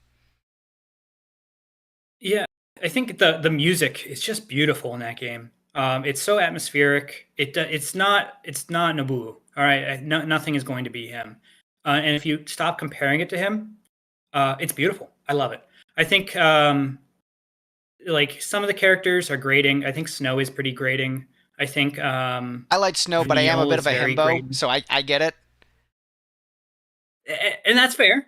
And that's a good quality. And so I guess it has appeal to different people for To different things. himbos like me. But I feel like yes, I just I don't know. I couldn't connect with the plight, and maybe that's the issue at its essence that I've never realized is that the plight of Final Fantasy 13 is just not one that I resonate with. I'm more of the masses problem, and a lot of 13 is focused on their individual problems until it's revealed to be a bigger problem. But getting to that bigger problem, I'm just like, okay, yeah, sorry, buddy, you might bite the dust, but the world's going to be okay. And that maybe the scale in the beginning is the hidden problem I never realized I had. Yeah, I mean, look, not everyone wants to have a character who is the platonic ideal of like Kronk meets Naruto, but for me, hey, I'm all about that. So, look, it's not for everybody. I like 13. I do like very personal character, driven things. Like, Rocky as a character. Like it's all like a very personal journey, and like the world really doesn't change until Rocky Four, so it's all just like about that individual journey, not this like grand epic adventure. So like I can dig a lot of stuff like that. So maybe that's why 13 works for me, because I'm just like, oh, this is just like your journey getting over this grief of your mother dying, and your journey to defy fate, like whatever. Like for me, that all like, I don't know, it's food for me, but for other people, they don't want to eat that. So I get it. Cool though, because I didn't really think of it that way, and I think that's a good healthy take. Maybe I'll play it again. I got it literally right in front of me, so I maybe like I to should I play like to it think again. my takes are, you said like I was very like you agreed like centrist Greg in a lot of these takes. Like it's not, even if you disagree with my takes, I feel like they're all mostly reasonable. Like whether or not you like agree with Yeah. them, I think it's like a fair take, unless you're a six fan, in which case I'm a bad poopy head. Um, so now we're moving on to the next MMO, 14. What are your general impressions of that? So this one has a free trial, so you could play it at any time. But I don't think you've touched 14, if I remember correctly. No, I haven't touched it because the heart of the team was already gone at this point, and so it's in a video game genre that I didn't necessarily care for, with a team that I don't necessarily trust, helming it, and so I just stared at 14 from a distance, like I know you're there, but you're not for me. You're not for me, and I'm probably wrong there, but it looks just it doesn't look like Final Fantasy to me, and you've played it. Please help me understand. Is it Final Fantasy or is it a good game that's not Final Fantasy? So I think the way I would describe it, it's out of all the games in the series, it's probably like 11, 12, and 14 are all like in a very like specific box where you can see a progression from 11 to 12 to 14. So in terms of like the structure of like the world, if you're playing 14, you're going to feel very similar to 12. Like just the way that the maps are designed, the level of exploration that even has like in between the zones, like the little dots, like they even have that Yep. from 12. Oh, So in terms of narrative, it actually feels appropriately Final Fantasy. I think it does feel like a Final Fantasy in terms of its story. But it has its own flavor. So in the same way that like 13 feels like a Final Fantasy with its own flavor, and you can't necessarily say sure. like it's exactly like any other game, but you're like, yeah, this feels like Final Fantasy. 10 feels like a Final Fantasy, 9 feels like a Final Fantasy, 14 feels like a Final Fantasy with its own flavor. I think there's some great music. I think that the UI and mechanics do not feel like Final Fantasy in the slightest. It feels like a completely different game. In terms of like the flow of like story beats when you cut out like a lot of the filler, it does feel like you're playing a mainline Final Fantasy game. It does feel like it has that level of quality. It doesn't feel, so the big thing about like 11 and 14 is that when you haven't played them, you're just like, do these even count? They feel they're MMOs, they're not Right. even the same genre.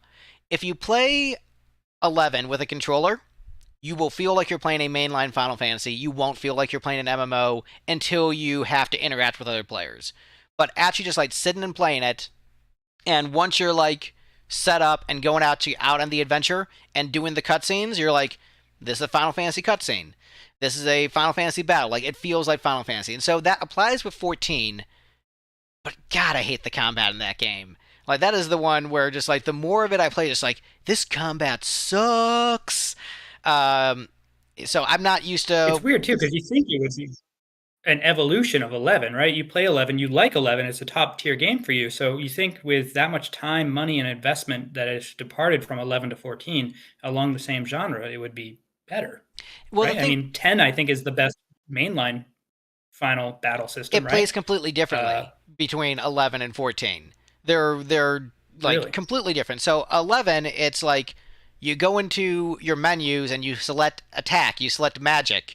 You have like a menu based system similar to like the first, 10 games. You're in the menu. It's a lot more hectic because you have to go really fast and there's a bunch of different, things you have to consider. And the menus are huge with all your skills because it's an MMO. versus 14, it's all about like hotbars and cooldown. So like you'll press like R2 on your controller, and then you'll press triangle to do a move, and then after a certain amount of time presses, you press circle, and then X, and then square, and you're just looping between these things. And so it doesn't feel Okay. like, oh, I'm selecting one of my moves. It's like, no, you have to do this in a very specific order. And there's like a rhythm to it. And then you're also like trying to Yeah. avoid, enemy like attacks. And the targeting system sucks. I just don't find that to be an engaging gameplay loop. I guess that's how World of Warcraft functions versus 11. I guess functions closer to EverQuest. But if you play 11 and you've played like the first 10 games, you're like, oh, actually, this makes sense. This isn't too hard to wrap my mind around. Versus 14 is just like There's a bridge. it's a different animal. But I think it still feels like a Final Fantasy game in terms of everything except the combat and the cluttered UI. Like there's too much stuff on the screen. I think that is ugly. But the core of just like the storytelling spirit, I think, is there. And so if that's what you value most, and then it then depends on like whether or not you can enjoy the gameplay, because a lot of people love 14's gameplay. And so it's like, is 16 a Final Fantasy game because it's an action game? So if you can accept 16 as a game or 15 as a game, then 14 is just like, okay, there's just this weird other thing, but like in terms of the quality of the narrative, I think it does feel mainline, is what I would say. And that's fair. I feel after 10, Final Fantasy had a hiatus. Well, 11, of course, but it had a hiatus where the company was reorganizing. A lot of the key members stepped away from the teams. And then they've been trying to find what sticks, what works in today's landscape of video Mm-hmm. games, right? I mean, like what's working. And so we're getting I know Final Fantasy has always shifted, but we're getting the most dramatic departures from game to game to game than we've ever had. So it's hard to say what is Final Fantasy now because I don't think Final Fantasy knows what Final Fantasy is. And we're seeing that between 14, 15, then 16. It's changing. So moving on to 15, what are your thoughts on that one? Because that's also like kind of a controversial game. It is. And I feel 15, and I got this. My wife bought me 15. It was the first Final Fantasy game she ever bought me. So she got me the collector's edition. She was really excited because I talked about Final Fantasy nonstop. And it's not, it's different. It's not bad. It's not great either. I feel the story beats are largely there. Um, I say that hesitantly, just because it has such a troubled production cycle that it didn't know what it was, just like 12, where the final product is not where they wanted it to go, and you feel that throughout the game. I feel there's a lot of dead space in that game where you can travel for a while, and there's some neat visuals, but there's no importance. Kind of like what you were saying earlier about Five's world map. You could explore, but did you want to? And that's how I feel about 15's larger map there. It's yeah, sure, I can take my car and drive down this road, but why? Right. It's and that's how I feel about 15 as I guess that if I could encapsulate 15 in one word, it's why. Why? Yeah, Why is that's it the that's way it fair. is? Why did it end that way? So I'm lukewarm on it. I think the battle system is the most frustrating for me out of all of them until 7 Remake comes around, and I'll talk to that one too. But there is the Valley. You probably know this because you're rather informed on these things, but the Uncanny Valley, that was the word I was looking for. Mm-hmm. The battle system is getting closer and closer to reality. And I think in the current games, it's in the Uncanny Valley for me, where my disbelief is triggered in the battle system. Because I'm like, all right, I know I'm swinging a blade at this guy, and he's walking through it, and I don't understand why. I know 10 games ago it was completely silly, and they were just standing in place, hitting each other from a distance, and they weren't even touching each other. But now we're getting so close to reality that now my suspension of disbelief is gone. I think that's just a thing with any sword-based combat video game because, like, Zelda, like you're gonna be still hacking and slashing, and like they won't, be cut up right away. So, and like as someone who has played Bushido Blade, which like, okay, this is where like parries and you kill someone in one hit, that's less fun. So Yes. that's just something I think we just have to roll with, unfortunately, unless we want it to all be Dragon Ball with dudes just punching. Um, I think that's just like where we're gonna have to just Fair. accept that uncanny valley and that Advent Children style fight scene. I don't know. I like 15. I think it has some flaws. I would say like in terms of narrative flow, I would say like going back to 14. If you're playing 14, you're gonna almost feel like that feels more like the storytelling pace of an old school Final Fantasy, and you're not gonna feel the disconnects you might have felt in 15 story. So just to compare those two, um, to give you like a frame of reference. But yeah, I think 15 is great. I got just enough exploration out of it where I didn't explore the whole world, but everything I did explore, I had fun with. I'm like, sweet, I'm in a volcano. Sweet, I'm in a sewer. Like, everything I did was like just the right amount for me. So if I 100%ed it, maybe I'd be like, there's a lot of crap here I don't care about. But for the amount I did, which was like, I don't know, like, like 60, 70 hours, like, I had fun with it. And I felt like I got my full and I was very satisfied. So I had put 60 hours into that game, and the only thing I had done was the gas station scene. So I definitely played it wrong because I was like, oh, well, let me get all of these items over here, and let me kill all of these things, and let me go do this behemoth part. And I was just like, where's the storyline? I was like playing Skyrim, except I didn't follow the storyline in Skyrim. I just took a left turn and never turned back. Yeah, And I played it with my that's wife, why so I'm so wide. she more followed the story, and then every now and then we go out the branching path, like, ooh, we found this. Oh, isn't this fun side thing kind of fun? Which I think I don't know is like it depends on what type of player you are. So like for if you're going like mainly main story and then branching off the beaten path every now and then, it's a great time. But if you're like doing it the way you did, that sounds less appealing, I guess. I definitely approached it wrong, and I know that in full faith. I did it wrong. It's not you, it's me. That's what I say to Final Fantasy 15. So the remaining games that we have to talk about before we get into fixing, we've got 16, we've got Remake Rebirth, and we've got Crystal Chronicles, and we already kind of touched on Mystic Quest earlier, where we're both like, yeah, that game's fun. But 16 I haven't played, so I can't really talk about it as much, but have you played 16? No, I haven't. And I wish I could speak to that more. I have the game. I don't have a PS5 though, so I've got it in a nice wrapped package. Actually, here is here's the Nice. game, but I haven't opened it yet, so it sits there. Um, I don't know. What's your expectation? What's your take? What do you feel like? So I did watch all the story cutscenes on YouTube, which I did for 15 before I played it and 11 before I played it. So it's not like I'm haven't done it before and can't enjoy a story that way. I think the story is great. I do not, for the life of me, understand the haters of the story. I think Okay. basically the story starts off more Game of Thrones ish for a good chunk of it, and then towards the end starts to become a typical like Final Fantasy we have to kill God shonen anime power of friendship. And because I'm playing a Final Fantasy, I don't mind that pivot, and I thought they actually handled the transition well, where it still felt like it fit in thematically with what they had set up because it still completed the character's journey.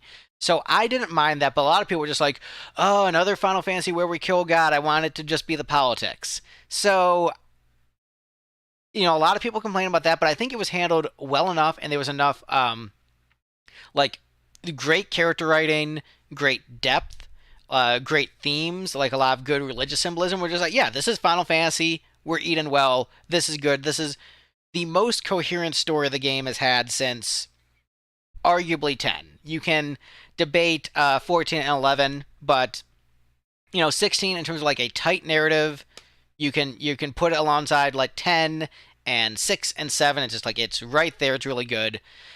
People say that there's not much exploration and it's pretty much all just combat. As a guy who's not really concerned as much about the gameplay and more concerned about the story, I expect I would vibe with it pretty hard and like it a lot because it seemed like there was like a tiny bit of exploration, but not a ton. Like the tiniest bit. So 13-esque in a way, but like whatever. I liked 13, and it has a better story than 13. It has better characters than 13. So I'm like, oh, this I would probably really if I liked 13, despite its problems, I'll probably like 16. Is where I land with it. appreciate the bold take to make it M for mature. I appreciate their desire to continue the franchise because it. Let's be honest, like Final Fantasy for a bit there was looking like, maybe it's better if they just cut their losses and abandon the franchise in terms of like economic growth for the company. Hmm. And then 16 comes around and it's bold. It's like, hey, no, we're going to stick with this. This is our flagship. And we're going to try new things and we're going to approach it. And it's going to make some people upset. But their blueprint is, I'm happy to hear that their blueprint is still there. If it is the traditional Final Fantasy progression of storyline, then that means that it's going to be well grounded and well groomed, I'm assuming. If you end up killing God in the end, I mean, I don't know any Final Fantasy game where you don't. Yeah. I So mean, I even expect tactics. I think you will get what you wanted from 12. I think you're going to kind of get that with 16. And then it just depends on like whether or not you like the Devil May Cry style action gameplay. And acknowledge that you're playing like more levels than like it's more like okay, here's the level, you're going to the zone, but there's towns. There's still towns. You can still explore outside the town. There's still side quests. So like I think that and some of the side quests are really well written. So there's a lot of good there. You don't get the party aspect. You're losing that. But if you're just like Yeah. I don't know if you're just like man, I just want to watch like a good like Game of Thrones esque like TV show, but instead of like an ensemble, it's more focused on like one character's journey. Like I think it works. I think it's great. I think Clive's a great character. I think it has the best Sid in the series, which I didn't think would like anyone would usurp the Sid from Seven, but I think it's the best Sid, and like with all the nostalgia of years attached to the Seven Sid, that just goes to show you like how highly I think of it. So I think it's great. I think it's got the we love it the first week, then we're gonna hate on it, then years later we're like actually it was good. So internet discourse. And I'm excited to see more of it. I'm the type of person who puts my head in the sand. I'm like, oh, I don't want spoilers. I don't want spoilers. Yeah, I and want to I'm avoiding experience them for your everything. sake. But it's not So spoilers. Say I God appreciate dies you. at the end. It's But like you're leaving those what a breadcrumbs. surprise. You're leaving the breadcrumbs to make me Interested. really anticipate it. Yeah. So that's awesome. The other recent release though was the 7 remake. And And Rebirth. have you had much opportunity with that? So I haven't played Remake or Rebirth because as much as I love Seven, like I think the original story is a masterpiece. I didn't like the compilation, and I have so many other games on my list to play. Playing like a higher fidelity version of Seven, like it just is not on the priority list. Right now, I'm focusing on just like games I'm worried won't exist at some point, and I need to play them before they don't exist. So I'm currently playing Another Eden, which is absolutely fantastic and continues to impress me. And then I'm going to go back to 14 after I finish Another Eden. But I've seen enough clips from Remake and Rebirth where I'm actually very favorable towards it. I'm like surprisingly favorable Okay. towards it. I think the characters are all like chef's kiss perfection. They nailed the characters. There's one character who I don't know if I want to spoil for you where like they changed the character and people are upset about it, but I don't think it's actually out of character and I think it's for a reveal later and I think that's actually clever and smart. So this, I mean, go ahead. Let's hear it because I'd like to talk to this. That'd be Sid. Would be the character. They're like they made Sid too nice, but I think they're doing a Waka thing where they endear you to him at first, and then when you see his dark side, which I think will be like dark and abusive, and you'll see that. I think that's going to make it much more powerful when that happens. I think that's intentional what they're doing with Sid, and I think people are complaining about it because they haven't seen the payoff yet. But I think they nailed everybody else personality wise. The big problem with the compilation is that they didn't feel like the characters. Cloud feels like Cloud, Barrett feels like Barrett. Like they nailed the characterization. The acting's great. The gameplay I haven't played, so I can't attest to it, but it seems good. Um, Rebirth, in terms of like it's the way the zones are constructed, seems like it's one of the best Final Fantasy games ever. And as far as the story changes, what I like about them is that they changed like major like plot beats, like but only of certain scenes. Okay. Like most, like 90% is following the exact same structure as the original, and so they're only changing like basically the endings of the games are getting weird. But for the most part, it's faithful recreations of like all your favorite parts of 7. But what they're doing with the changes, I'm actually okay with it because they're thematically enhancing the themes from the original game and aren't going against them. Without getting into spoilers, I don't know if you saw like the Rebirth ending or whatever. So this one is fully spoiled for me, so Okay. you can go ahead. Yeah, so spoilers for Rebirth's ending, but what they're doing is they're further like playing on the themes of life and death. They're not ignoring them. They're not negating them. They're approaching them in a different way. They're still giving you the surprise, and they even they take away the satisfaction of you getting to see the Aerith death scene. Like they're playing these games with the player based upon the acknowledgement of the meta, but it's still making the loss be felt there.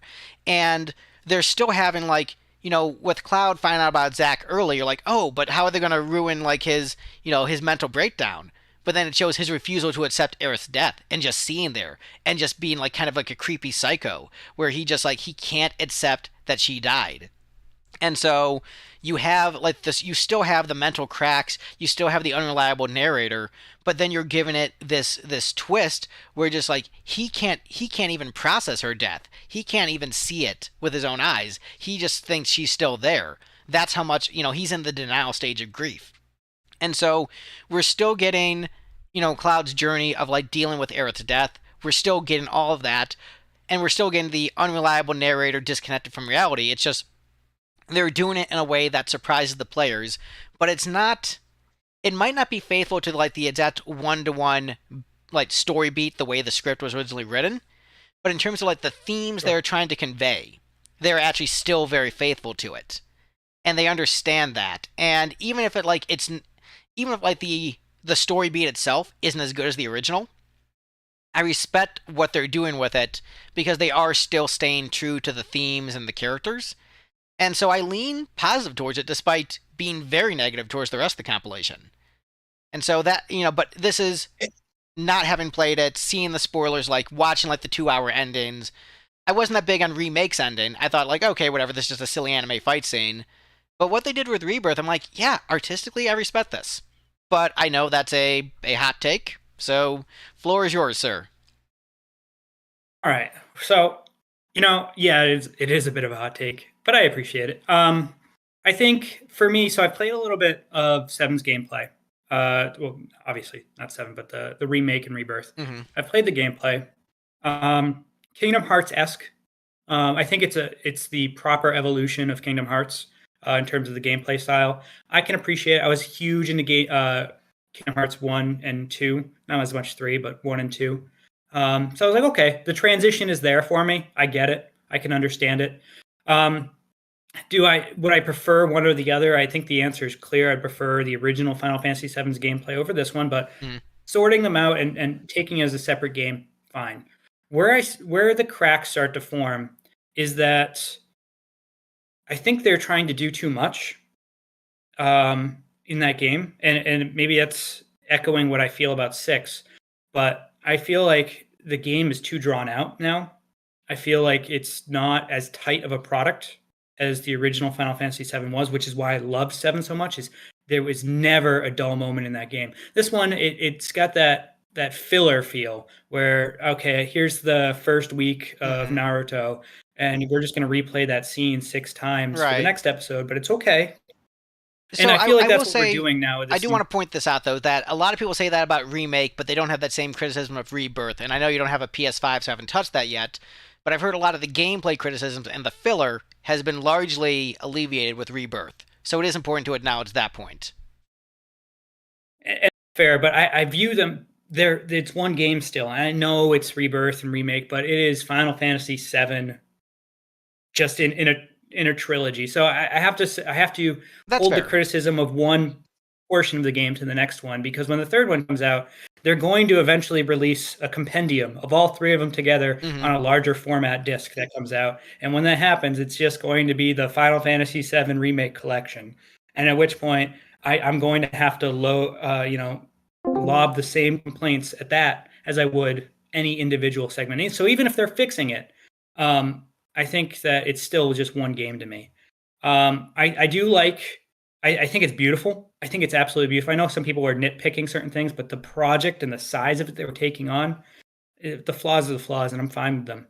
I think the the thematic departure of incorporating almost um, what would I say? It's almost like we're looking into the box and trying to find out if the cat is or not alive or dead, right? When we're looking at the Aerith situation in this game, and I like the finality of Seven. The weight was there, the surprise was there, and I'm too old, I think, to want to appreciate the change as well as you're approaching it, and so I appreciate that. But for me, it's just Seven was a masterpiece. They're mixing it up, and what else can they do? And I can understand that, but it doesn't make the change feel justifiable to me. I would rather have them just re-innovated, or not re-innovated, reimagined the graphics of Seven, but kept the gameplay instead of reimagining the story of Seven. I think that's fair. I think what you're saying is fair, and I don't begrudge anyone who has that take. And I do think that I would prefer a straight remake of Seven with these graphics and maybe like some of the flourishes in terms of like adding extra characterization and fleshing out areas and making them bigger. And so it's whether or not those big story beat changes work for you or don't. And I think that we have to see where ultimately this all lands. But the fact that they were able to get me, a hardcore skeptic of the compilation, to think changes to my sacred holy cow Final Fantasy VII are possibly good. Like, I don't think it's better, but I'm glad it's an option.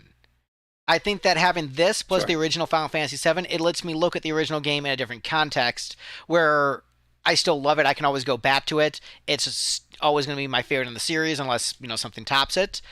But what they decided to do with it feels true enough to the spirit of the original game, and especially Rebirth. Like a lot of the stuff I've seen with the Rebirth has really, really impressed me, and so I wonder if you'll still feel about them being the same game when you play it, because I've heard a lot of people with your same take on it before they played it, and then they're like, no, it's a different game. So I wonder how that approach will, go. And also, like, I haven't played it yet myself. So, but based upon what I've seen, I respect the artistry of it. I don't think it's better than the original Seven in terms of narrative. In terms of, like, I do agree that tight construction is superior. But in the same way that I think, like, Tactics is better than Advance, it doesn't mean that I think Advance is bad or has nothing of merit. I think there's a lot of merit to what they're doing with the remake, and I'm glad it exists, and I'm looking forward to see where it all ends up. And to that point, because you bring up a great point there, I think there's huge value in the Seven remake trilogy, and that is that when 16 came out, it was a splash. I mean, the amount of attention it got, I think it was more from the announcement that was M for Mature than anything else. I feel like it's probably an amazing game, but in terms of the gaming industry impact, really doesn't have one. Um, the Seven remake, though, I went to PAX East recently, and Seven was all over the place again. And of course, Final Fantasy 14 had a new expansion come out while I was at PAX East, so there was a big thing for that. But Seven was popular again, and not popular to us, you and I, right, who have been around enjoying Final Fantasy for Right. decades. It was popular for people who were half our age, and that was really awesome to see. It's different. It's not what I grew up with, but they're appreciating and learning Final Fantasy in their own way, and falling in love with a story that I fell in love with. So I say keep it going. I say keep changing it, keep making it for this generation, and whatever needs to happen. It's not going to be better for me, but I think it's better for the series as a whole. So let's move into Crystal Chronicles, because you mentioned that in our chat. Um Sure. what's your just general stance on the Crystal Chronicles, either like the original game or the series as a whole?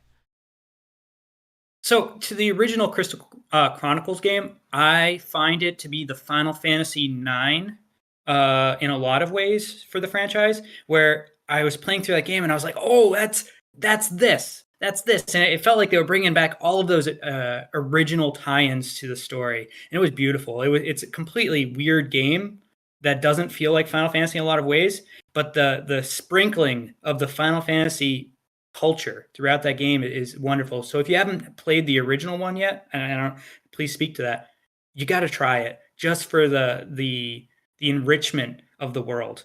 The gameplay itself, though, it's a weird experience where it's almost like Ocarina of Time versus Majora's Mask.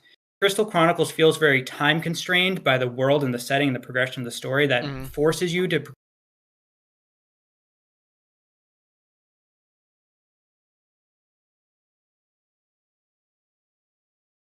pushing you along. You sometimes feel pulled along with it. But I think it's a fun game. It breaks away from the standard genre, and I would have actually preferred Crystal Chronicles to be a mainline game over 11. And having never played 11, saying that, of course, but I feel like it's closer to a Final Fantasy game where it could have been its own mainline entry, even if it's oddly short and more mission centric. So, as someone like, so I have played a little bit of Crystal Chronicles. Sorry, I don't know why I'm stumbling over that. I played the original one a little bit. I basically played each of them for like maybe like half an hour, except for Crystal Bearers. And I have played pretty extensively, but haven't beaten My Life as a King. So that's one I've like really sunk some time into. And I was playing with the wife, and then she just stopped playing it, so I haven't played it in a while. I think if I'm side by side Crystal Chronicles versus 11, which one deserves mainline? I think I would give it to even base 11 because the story is so much more there in 11 than in Crystal Chronicles. So I would not agree in that respect. I like that Crystal Chronicles is this weird sub series. I think that's a great place for it. I think there's a lot of charm for it. I don't like that it's like basically completely disappeared, but I think that there is a beautiful charm to that entire sub series of games that isn't found in a lot of the other games, and I do like it a lot. And I'm looking forward to eventually going through all of them because that is the plan, to go through all of them. Um, and like I really love My Life as a King, so I'm definitely excited to play the rest of the games in more than just like sampling. Like, okay, let me try a little bit of this, get the vibe, because that's what I do for like a lot of games. Like I want to play at least 30 minutes just to say I played it, feel it out, and Sure. they look like a lot of fun. So I'm not against them at all. And Mystic Quest, I like. I think it's fun. I think Mystic Quest is fun, and you obviously think Mystic Yeah, Quest is fun. I think oh yeah, it's a blast. It's rather repetitive as an adult now to play, as opposed to when I was that bright-eyed child. Hmm. And the story is not there. And the context of the game is a little insulting now. Like, hey, Final Fantasy might be too complicated for Americans. Let's give them Mystic Quest or call it Final Fantasy, the American edition, right? But I love the game so much. It's just it's the essence of Final Fantasy to me. So it's despite all of its flaws, I just enjoy it. All right. Well, so I thought this entire stream would be 2 hours, but we are just now getting into fixing the Final Fantasies. So Yeah. let's go into it. So what would you do to fix Final Fantasy One? Okay, so I'll be, I guess, more point oriented for this, just because I have a list Yeah, and I'm we'll going to both be check it a more couple point times. oriented. But so just to go through, so I think the job system in Final Fantasy One could be redone. I think a three-tiered job system would have done it well.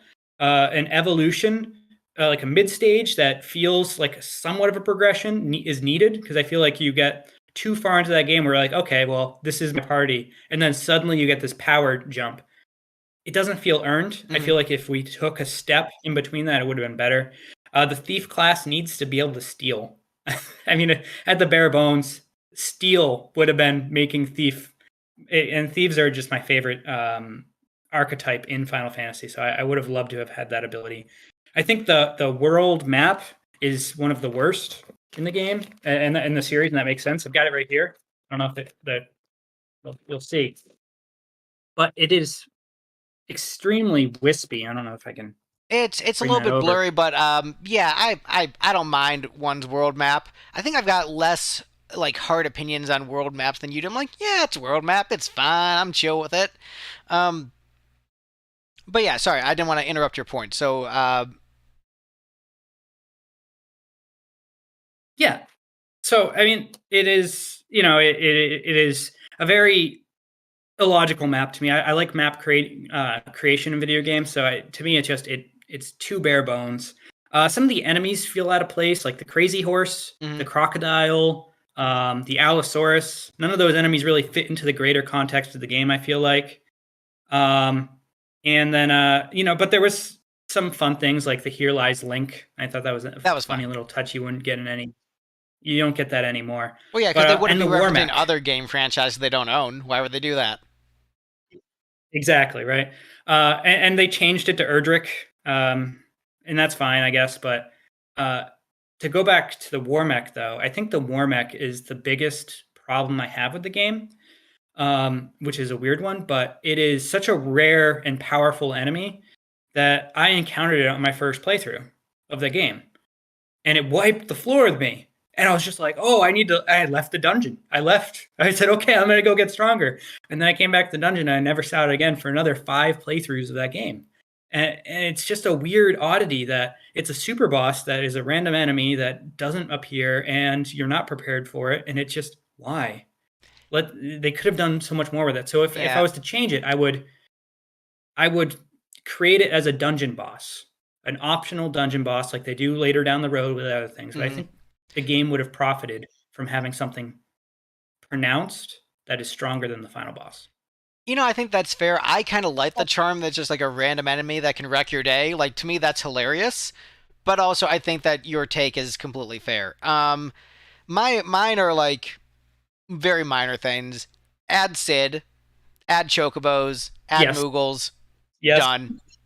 That's all I need. you know, beautiful. I'll take that. If they did that, beautiful. Yeah. So uh, that's all I've got for FF1. okay, two though. I'm sure two. You might have more, maybe. So I'll go first with two. We'll go back and forth. So like you do first one, I do Yeah, I first like one. So for two, I've got lower the encounter rate. Just it's too high. Just make it lower, that. and then also increase the stack gains. So like, just make it where you don't need to grind as much to get the stack gains. Just make that happen faster. Lower the encounter rate, Okay. increase the stack gains, and give me more characterization for the four main leads and for Emperor Mateus. So give me some more characterization for Furion, Maria, and Guy in particular. Like flesh out their personalities, give them more to react to interpersonal play, and give me more Emperor Mateus. I think the side characters are actually fleshed out decently enough where like you can add a little bit more to them, but it's not as necessary. But I think if you just like, change the stat ratio, change the encounter rate, and just give a little bit more personality to those characters. And Mateus already has a lot, but just give me more of him. Boom. He's brilliant. Yeah, he was the best part of the game, at least in my opinion. Sorry, I mean, did you That's have it. more there? I That's didn't it. mean to cut That you was just off. like, yeah, just change the lower All the right, encounter rate, more stat increases, and just like flesh out the leads a little bit more, and give me a little bit more Mateus because he's so good. fair. For me, Guy confuses me. I think out of all of them, that needs to be fleshed out more. Why can he talk to animals? Why was he raised by wolves? What is going on with him?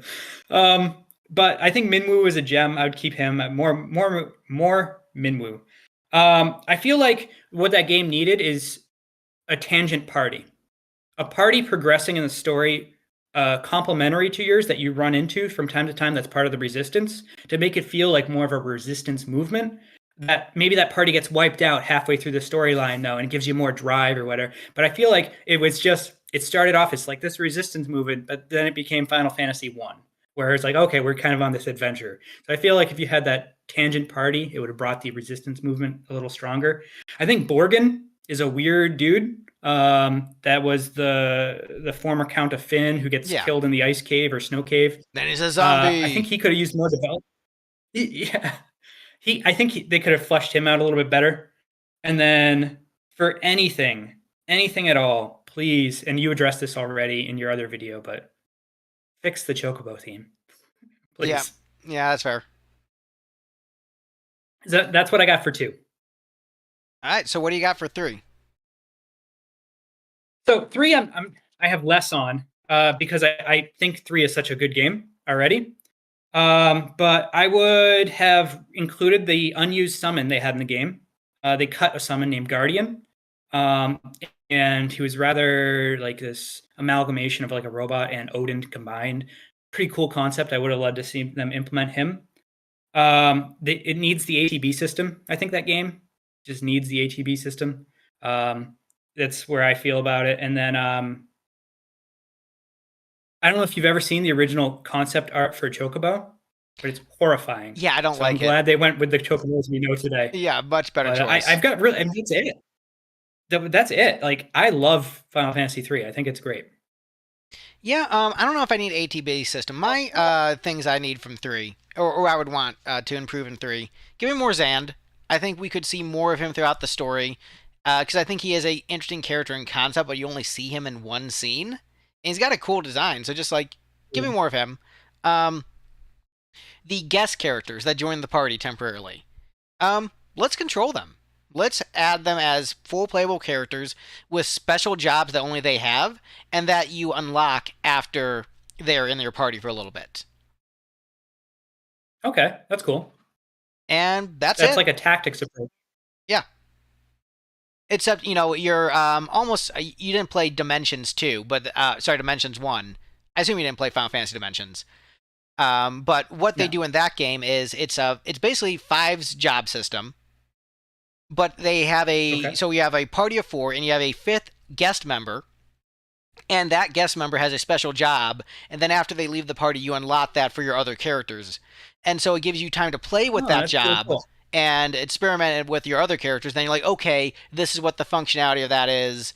And so if you like 3 and 5, I do recommend Dimensions. It's definitely like budget Final Fantasy. You feel like lacking in story in some areas, and it feels like you're missing like there's just a lot more silence because like there's not as much soundtrack. But it's like it's like Final Fantasy 5 with a 5-person party of 4, and so it's a lot of fun. I know a lot of people are very against phone games, but hey, you can emulate it with BlueStacks and play it on your PC. So for fans of 3 and 5, I definitely recommend Dimensions. It's a lot of fun. Oh, cool. Thanks. I'll check it out. And so now we're on to 4.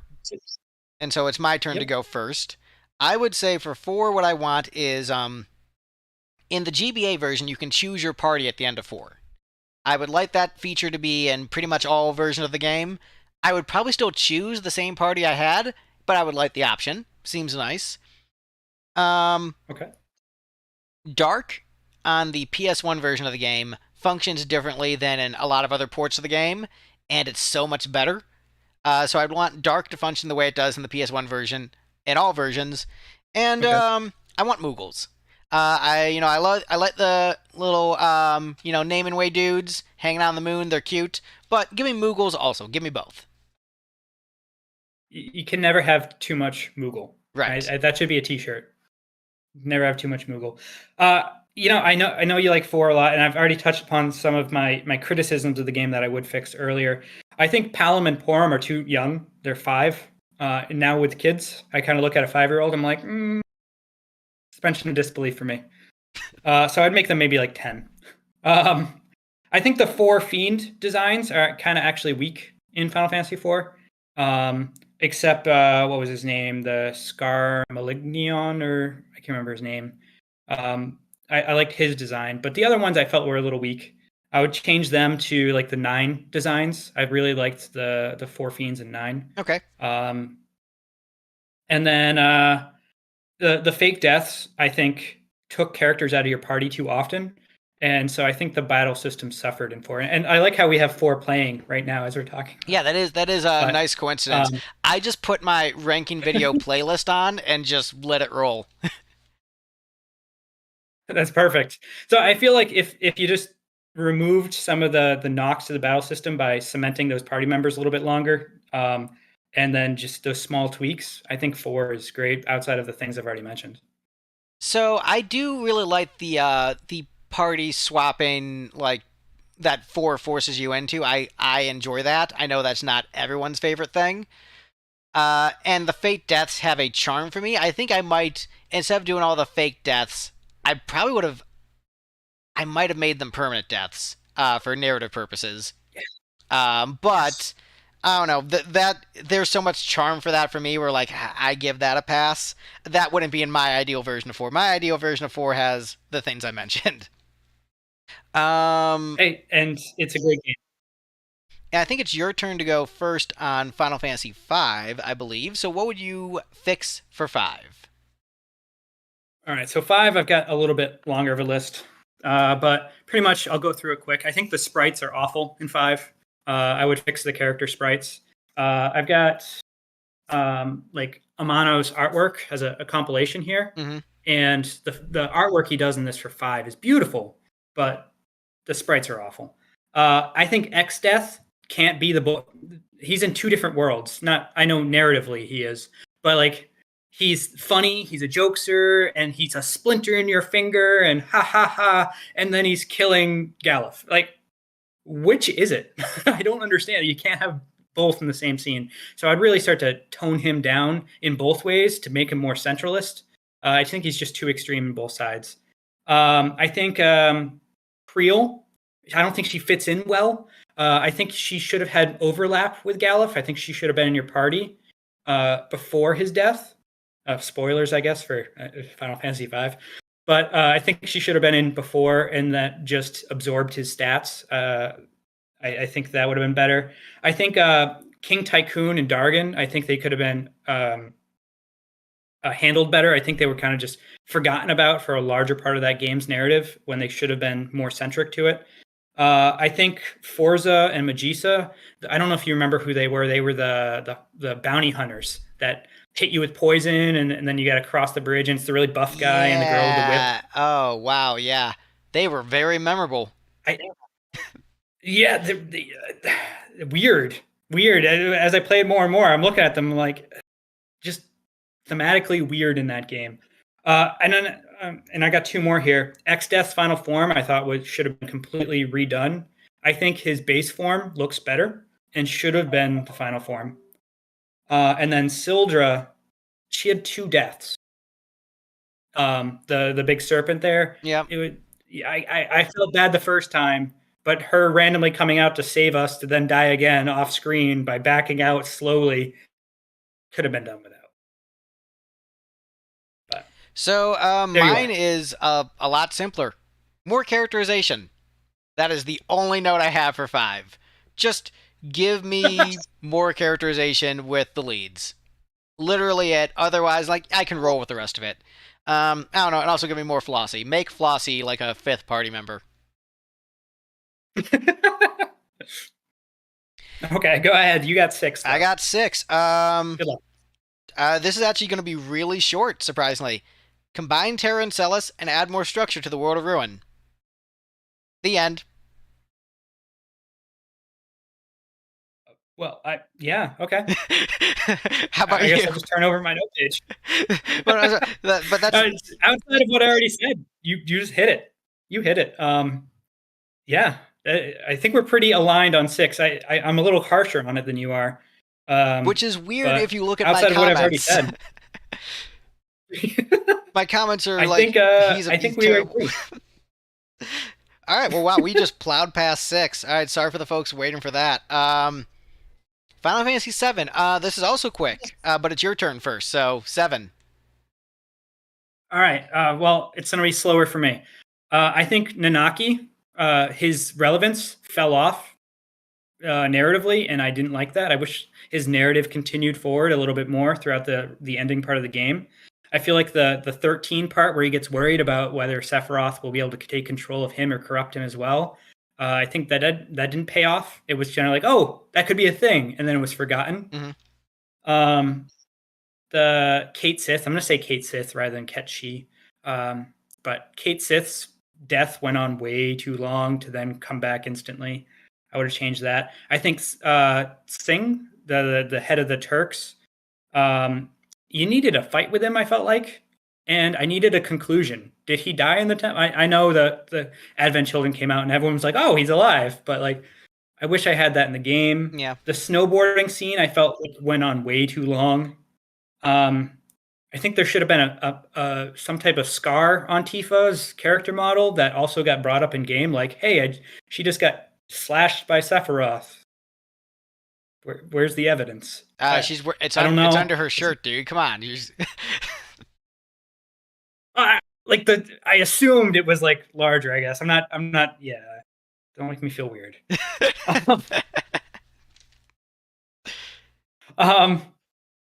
feel like gameplay wise, when with Aerith's death, I think there was a lack of a true mage in your party. Like Vincent was like the best of the group for mage, but I felt like without Aerith, I kind of lost that element, and I just swung towards using the attack command more. I don't like that it's called Safer Sephiroth. I would have preferred Seraph Sephiroth because he gets the angel wing. I'm sorry, I'm going on with this one. The desert scene definitely needed a payoff. Like when you're underneath and you just keep going that way. I feel like if you were able to walk towards maybe a remnant or a vestige of the ruby weapon poking out of the ground that you could discover early on, would have been a cool little addition to the Under the Golden Saucer. And then my last little note here was that the Hardy Daytona, which was his bike, needed a payoff, a callback. When you infiltrate into Midgar that second time, it would have been cool to bring back the bike. Make that a harder version of that initial scene. So, man, there's a lot there. There's my long list. There's a lot, and there was a lot I actually like kind of disagreed with. I think Aerith being gone from the party is actually good because you really feel that loss because she is the one mage. And I think that gameplay loss, I think, is good for like the characterization and themes. Like you feel empty without it. So I actually would disagree with that. There was a number that I actually disagreed with. But also mine, I only have one thing. I'm just like, yeah, just better localization. This guy are sick. Like, you just better translation. But otherwise, like, I'm generally happy with 7. Actually, go through your list, like, faster. And I'll point out the ones I'm like, I will debate slightly. Sure. Nanaki. I talked about Nanaki. I'll just let that one pass. That's fair. Kate Sith's death. They kind of fixed that in Rebirth. Okay. They handled that scene like surprisingly well. It's like, oh, you made this work. I didn't think you could. I thought this was going to be awkward as hell. They made it work, at least for me. Okay, and that's fair. I mean, I've always had an issue with that character, but Singh. I talked about conclusion and needing to fight him. I don't think you need to fight Singh. I think it is sort of a fun thing that a lot of Japanese media tends to do, of just like they build up these characters and then you never get to see them in action, or they like get cut off too early. Dragon Ball does that a lot, where they build up someone and then you don't even get to fight them. Xenogears, the main villain of the game, you never actually fight the entire game. And so I think that's kind of cool. Fair. So Sang, I don't think it's bad that you, I don't think it's bad to want to fight him. I think that could have been cool. But I think it is like an interesting twist where like you think you'll be able to fight him and then that doesn't happen. And so I like that tradition in Japanese media. But that, yeah, that was another one that I thought of as you were going. What else is on the list? Snowboarding scene, way too long. Nope. Awesome. 6 snowboarding. Hard disagree. Give me more snowboarding. Make it 3 hours long. Make like an entire like 3 hours mini movie. Like, give me a Johnny Tsunami arc for Cloud. That's what I want. I want him to, make friends with the skiers, unite everybody on the mountain right after Aerith's death. So what you want is Cloud to be in like a Cool Borders game. Yes. I can support that. The other points were Safer Sephiroth versus Seraph Sephiroth, and then the desert with the ruby weapon. And then, yeah, I think that's also fine. So, yeah, I just had those couple that I disagreed on, mainly the snowboarding thing. Had to point that out. All right. I can appreciate it. So, go ahead. 8. Cut the orphanage scene. Just cut it. Gone. Delete it from history. Make Squall be the only one from the orphanage. give backstory for everybody else, like in another Final Fantasy game, where like here's my arc, here's where I came from. Give everyone else like normal Final Fantasy character arcs, and made Squall the only one from the orphanage. Yes. That's it. All right. Whew, I got a lot. Go for it. Should I curtail it? Yeah, and then I'll, All right. instead of making you repeat it, I'll let you know if I have like a disagreement. Okay, so I'll go relatively quickly then, and you can touch upon the ones you think are discussion worthy. I think the junction system needs to be toned down, not eliminated, just toned down in it how strong it is. I think that's I fair. think okay, cast felt underdeveloped as a whole. Yeah, I think I'll stop interrupting. I'll only the interrupt if I have something Laguna. to say. Okay, I think the Laguna, father of Squall, needed a bigger payoff and stronger reveal than the breadcrumbs and then the other media around it confirming it. I think the whole Laguna rain thing needed to dial that in. I think Adele is a problem thematically in the game where there's a lot of buildup, there's a lot of hints towards Adele, and then Adele's payoff is very short and it's abrupt. And I think what would have been better is if Laguna and Squall fought together against Adele. I think that would have been awesome. The once again lack of scar thing, it's going to come up in this game too. I think they address it in one line knockoff, like where's the wound when Squall gets injured from Adia. I think that should have been a better explained. I think the lack of real stores was a problem. It was just a menu at a door, and that felt lazy to me. I think the computer AI in Triple Triad should have been improved. I think Renoa's strength stat should have been cut in half rather than have the highest in the game.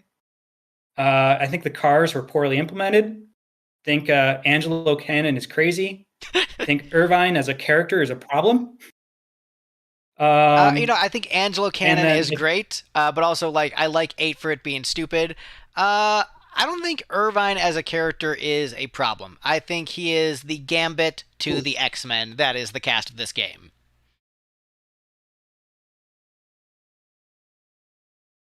you you broke up there. Say again. Oh, I think Irvine is the Gambit to the X-Men. That is the cast of this game. He's just like the super flirty one, and I think that's like as he's a fun character to be in that group.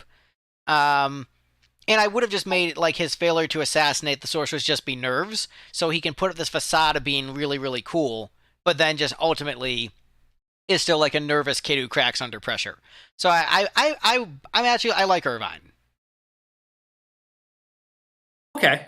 The only thing I would do is I'd want some type of redemption for him. Yeah, no, that's fair. Cool That's why I said redemption moment. more characterization. So yeah, Yeah. And then I guess the last one here I have is the missile base lacked any stakes at the end of it.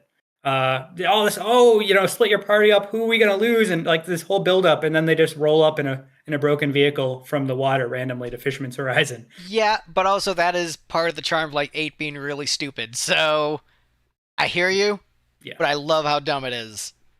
But also, like, 14-year-old me would have been like, no, he's right. Eight needs to not be stupid. Fair. All right, I think it's your turn for 9. Yeah. All right. Probably going to agree a lot on 9, I hope. I think Lonnie is a better character than Amarant. Or Yeah. Amarant. I don't know how to pronounce his name. I agree. So I think I would have preferred her in the party. I think the battle speed needed to be improved. I think the steal rates were too low. I think Aiko's outfit was better in the Amano artwork than it was in the game's implementation. I think it just didn't transition well. I didn't like it. I think Freya's drop off in importance was heartbreaking. I would have made her more relevant, and Burmecia as a whole in the final act. I would have loved to see more, not just more of Fratley, more of the Burmecians. I think Makoto was a dropped ball.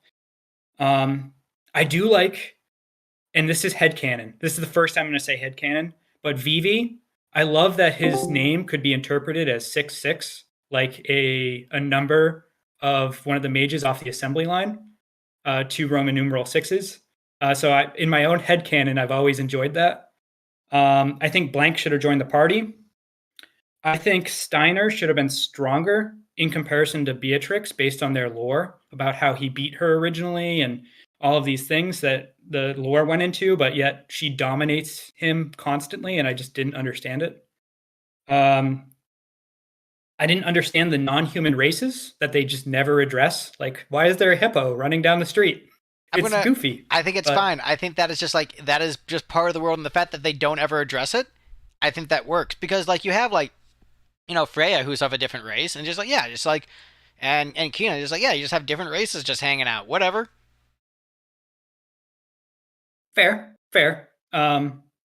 The four fiends I felt were fumbled. I would have liked a battle of each of them with those split parties. The final boss is notorious. I don't need to go into that. And I think the summons were just underpowered in the game.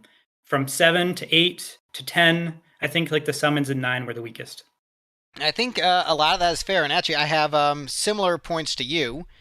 So I don't remember Steiner beating Beatrix in the lore. I'll have to revisit that because I played 9 like pretty recently, and I don't remember that at all. So I don't remember where that is. But I would add 2 more party members. I would add Beatrix and Makoto as party members. Okay, I like that. So, and then the 4 fiends, I would have you going into 4 separate dungeons at the same time, swapping parties. So each of those 4 fiends would be a full dungeon, and then you get the boss at the end of all of them. Is how I would handle that, and it really feels like that was just cut content. Yeah, I think that goes back to when we were talking about 9 being developed at the same time 10 and 11 was, and the rush in the 3rd and 4th act. Yeah. But I think we agree on 9 the most out of anything. No, 6. 6 is the one we agree on the most out of anything, at least in terms of changes. There you go. There you go. All right, and so the thing that I have for 10, I only have one note, and I don't remember what I meant by it, but I wrote airship world map. So probably what I thought is that I think what I wanted from the world map in 10 once you got the airship is that you can actually like fly over the entire world and control an airship, and it's not just points on the map. And so it would be like a scaled down version of like, maybe like a lower res or just like not as much detail. So still a 3D map, but you're flying over it with the airship and you can actually land it in certain areas. And maybe you could restrict it where you can only land in certain spots so that you can still like go to the limited locations they have. So you don't need like an overarching world map like in 9 and all the games previous. But I think actually being able to fly the airship and then you can find like those couple new places you can get to. I think that'd be the one change I would make to 10. And I didn't put that on my list. And my brother echoes your sentiment. Whenever he talks about 10, that's all I ever hear about is the airship. And I agree with you. I wish I kind of put it on my list. Like I'm shocked in myself right now. Yeah, you're right. I think that would have been better. I think one way to improve 10 is to remove 10 Part 2 from existence. I think it undid narratively what I liked about 10. And so I'd say that. I think Blitzball was too easy. I think it needed more complexity to it because I love Blitzball so much. I think the Riku mix commands could have been fixed. I don't like Yojimbo. I think that cheat card should have been removed from the game. And I don't like that they removed the Dark Aeons in the US release. Fair enough. That's what I got for 10. I don't really have too many complaints for 10. All right, next up, what would you change about 11? Here's my note page for 11 and 14. It says... Not online? I don't know if you can read it. It says MMO, and then Final Fantasy Online 1 and 2. So that's all I got, because I just haven't had the experience. Right. So for 11...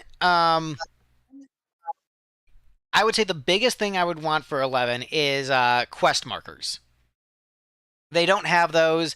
It would be nice to know like where you're going for the next part of a quest, either like in the menus or on a mini map, which they don't have either. But just like letting you know, like here's an exclamation point of where to go next. 11 doesn't have that. you have to either use wikis or talk to people, which like in the old days that was the idea. Is like you would hear rumors from other players, like, oh yeah, you got to go to this point on the map for that to appear, because there's not anything that like shows you that necessarily. So that'd be the Okay. only thing I would really change about 11. I think that alone would make a big difference. And obviously, like you'd have to like rebalance it if you did an offline version or whatever. But like that's the main thing.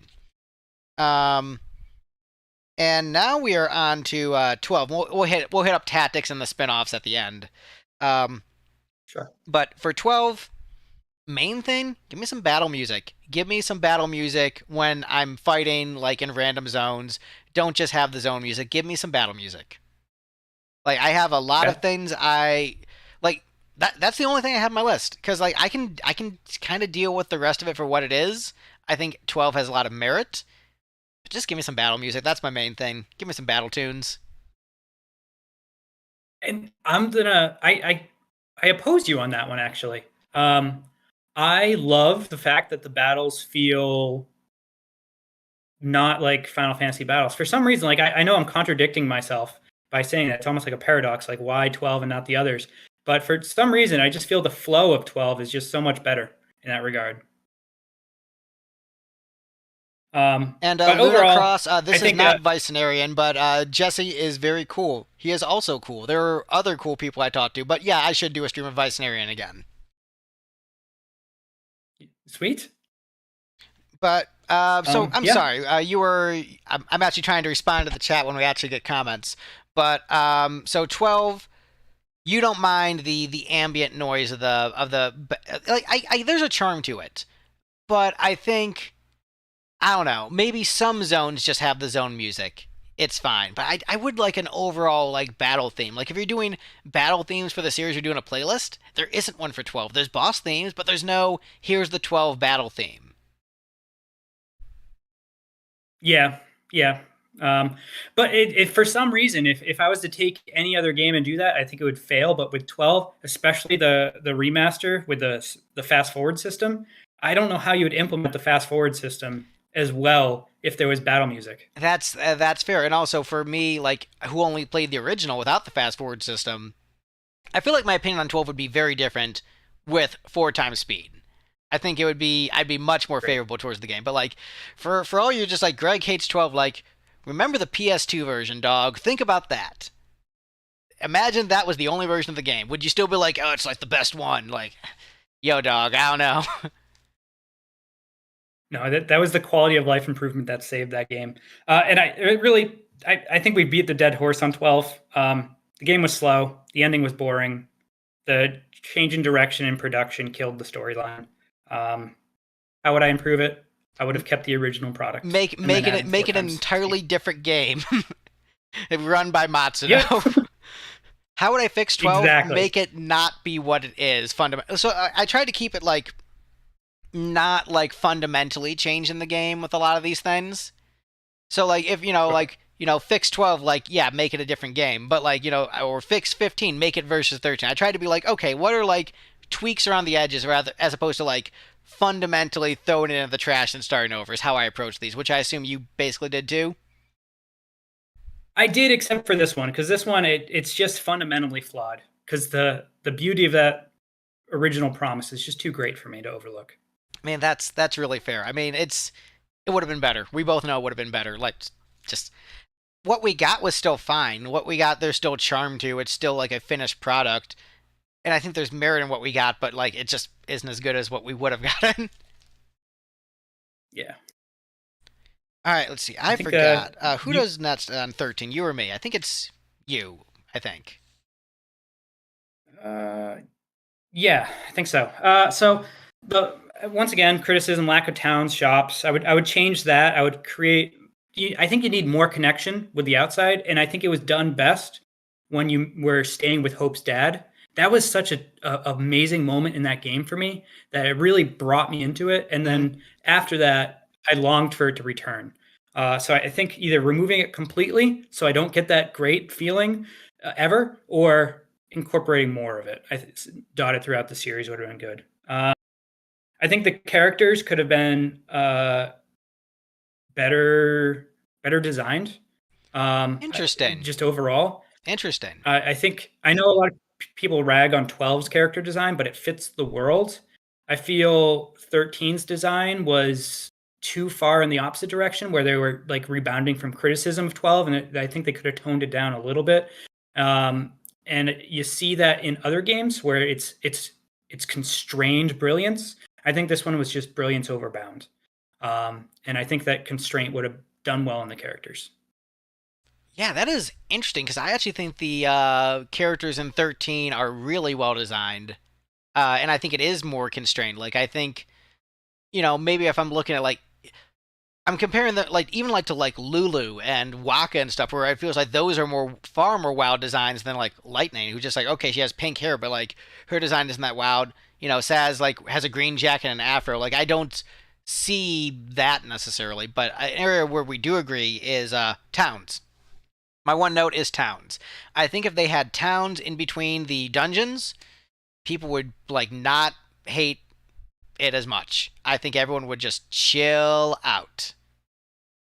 That's the easy button right there. Yep, That's how you fix Final Fantasy 13. just towns. Towns. Who knew? 14, you have the same notes, so I'll just say less cluttered UI. Like the UI is just really ugly. I can accept that like the battle system is what it is, but it is the worst UI in the series by a significant margin. Anyone who disagrees, you're wrong. Sorry. The end. So we'll just plow past that because you don't really have anything on 14. Final Fantasy 15. I'll let you take this one first. Okay. So I think it's disjointed and unfocused. I think if they cut back some of the scale and focus more on the NPC involvement, I think I would have enjoyed that more. I think the I think it was overly samey as contemporary games. So I think it needed a little bit more flair, Final Fantasy flair to it. I think the battle system was repetitive, and I think if we, I got tired of getting stopped every 5 minutes by some convoy of troops attacking me. I think that could have been reduced, like how you said two could have been reduced. And the boy band experience was too strong for me. I don't like that I could play the radio of all the Final Fantasy songs. I wish they removed that because I found myself listening to all the Final Fantasy tracks of old and wanting to play those games rather than getting immersed into the world of Final Fantasy 15. Oh man, we more disagreements here. I think that was a fun little Easter egg, and I think it's fun for just like the driving sections, and then you can enjoy the great music of 15 when you're out, out of the car. So pretty big disagreement on that. But my main thing for 15, the one thing I would do to fix it, add a few more cutscenes, just transitions, tying the story together, not just having like a TED stump of just like here's what happened in between the chapters. Like give me a scene, give me a very easy to animate, in-game, in-engine cutscene. Give me just a few more of those to tie everything together, flesh things out a bit more, and I think that the narrative would flow so much better for people if we just had those transition scenes. Yeah, no, you're correct on that too. I hold true. I hold true to my thought of the Final Fantasy music because it'd be weird if I was playing Final Fantasy 9 and I got to listen to One Winged Angel during my walking scenes in between the towns. Yeah, It would but be weird. it It'd be works as game it's like break. a road trip, like you listen to music with your friends. And so I think that's like a fun little thing to do for the road trip thing, personally. Like, I think it works with the road trip vibe they're setting. Like, And I do we respect do we that. want Limp Bizkit in the car instead? I'll take the the Final Fantasy tunes. Chocolate starfish, yes. I think we should skip 16 since neither of us have played it. Unless you have a note for Agreed. 16, like not be on PS5. Oh uh, yeah, that would be nice, but no, that would be Tactics. I'll go first on this one. Give me a speed up feature for the battles. A fast forward really button, just because like the AI can sometimes take some time to think, make my guys move across the map faster. Like if because some of the battles can take like 40 minutes. Give me a fast forward option. Doesn't mean I'll use it all the time, but just give me the option. okay. That's it. I couldn't do it. I couldn't do it. I love the crawl of that game. So, but I see what you're saying. I see what you're saying. Was that it? My notes are much more just like, all right, here's just like one or two things. Like, I don't have the big list. Part of it was just because of like just trying to tweak around the edges, and part of it was laziness. I'm like, I'll just do a couple things. Yeah, I went all in because I've never had an opportunity to talk about this. So this is pretty cool. So I was super excited to get on your stream here. So I do appreciate the opportunity. And hey, I appreciate you putting in more of the effort. If I didn't like, I think I told you that I was like working on like a couple screenplays and stuff, and like on top of working the two jobs, it's just like, man, I don't want to write a bunch of notes. I'll just write like a couple things here and there. And you're so knowledgeable, anyways. Like anything I say, you understand it, and you're able to just jump right onto it. Oh, thank you. It's pretty awesome. Tactics, though, I think magic is useless in that game because you can decrease the faith stat and break it. So I wish that they diminished how much faith affected your ability to receive magic damage. I think the monster breeding mechanic should have been a deliberate process rather than a random passive process, because I hate getting my party filled with chocobos every 5 seconds. It bothered me. Biblos, I don't understand why they included that random demon that could be added to your party. Barrick, he died twice in that game with no explanation. I think a way to fix that would have been like, hey, I killed you earlier. Why are you back from the dead? Oh, you can't kill me that easily. Would have fixed it. But they just ignored it, and that created a problem. I think Alma and Ovelia look too similar. They're sprites. I think I would have deviated maybe the color of one of their dresses just to create more difference with them. I think Orlando is broken. This is where I gotta jump in. Keep him broken. That is awesome. As the 8 junction system lover, give me that broken character. And also, Biblos is great. Give me a random demon at the bottom of a dungeon with no explanation who's like, I'm in your party now. Cool. I am down with that. That's fair. I still say tone him down just a little bit, because no, I make him more powerful. Give him a Super Saiyan form is what I want. Make it where he will like his beard turns yellow. In a game of shogi, he turns his cape turns golden, so does his beard, and he gets even more powerful. He is no longer a silver fox; he is a golden fox. Give me that. Holy explosion hits every tile on the map. Yes. Oh, jeez. Yeah, and I mean, outside of that, there's just some small things. The slowdowns, program errors, but that's the main ones there for me. So I think you take it away on the next one. What do you have for the next one, if any? It's a remake and rebirth. So as a conglomeration. So I'll give you. I have more notes on this than I would think, having not played it. Number 1. Give the game a purist mode, where you get the high fidelity graphics, but the story is exactly the same as the original. Give people the option of just like, yes, I don't want any changes. Or like, you could have like the change of just like, okay, add some more stuff in Wall Market, flesh things out a bit more, add some NPCs, but like the core changes of like, you don't see Sephiroth, the shark from Jaws thing is still there. The Aerith death scene plays out the same way. Offer a purist mode, which would actually be probably difficult with like how hard it would be to render all those cutscenes. But still, that's on my list. Expand exploration in Remake, because Rebirth seems to have nailed exploration from what I've seen and what I've heard, and it's like getting consistent praise. So I think with Remake, make certain areas like have more stuff to do in them. More off the beaten path places you can go, less of a straight line, and then have certain dungeons don't take as long. I've heard some complaints about certain dungeons taking forever. Haven't played it, can't really judge. And then specifically for Rebirth, Give us more Zack sprinkled throughout the game because he basically just comes in like basically at the end. You don't see him for large chunks.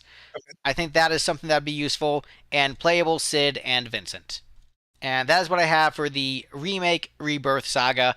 Again, I think the story changes I'm actually in favor of artistically. I think it's a valid statement. And I'm not upset that we're not just getting a one-to-one faithful remake because the original's still there, and what remake Rebirth is offering, I think, is unique enough where I think it's worth it. But that's what I have for that Mhm. entire conglomeration. So I only have one note on this one, and it was to unclutter the music. I feel like the renditions of the traditional Final Fantasy VII songs in the remakes, I'm pluralized there, is too cluttered. I feel like they remixed them too much, and they ruined the original melodies. Not ruined. I think that's too strong of a word. I think they just oversaturated them, and I think they're easier listenings and better listenings on the original game with like an orchestra as opposed to what they did with it. I think I might agree in some aspects. I haven't listened to all of the soundtrack because a lot of it I feel is more like better when you're in the game. But the Mako Reactor theme I like way more in the original. But by that same token, the Rebirth battle theme that's like a remix of the main theme of the series is one of my favorite songs from the franchise. And so there's like some incredible high highs. I haven't listened to enough of it to judge, but I am generally like a melody guy. Let the hook shine, focus on the core of the song and not the, you know, accoutrements that can distract from it. So that is where I stand Sure. musically generally. So I don't I haven't listened to enough of it to judge, but I think your stance is probably pretty reasonable. Yeah, I appreciate that. I don't. I think you're first on Crystal Chronicles, I believe. So Crystal Yeah, so Crystal Chronicles. Chronicles, just one note on that one, and the one note I had on that one is to, especially on the original game, is to remove the pull.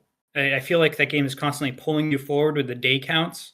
I think if they reduced the importance of the days and allowed you to have a little bit more freedom of explanation or exploration, rather than almost like a feels almost like a mobile game sometimes, where it's like, hey, you only get this many plays per day, and then you need it to recharge. Yeah, I think if they just yeah. remove that element, it would have been better.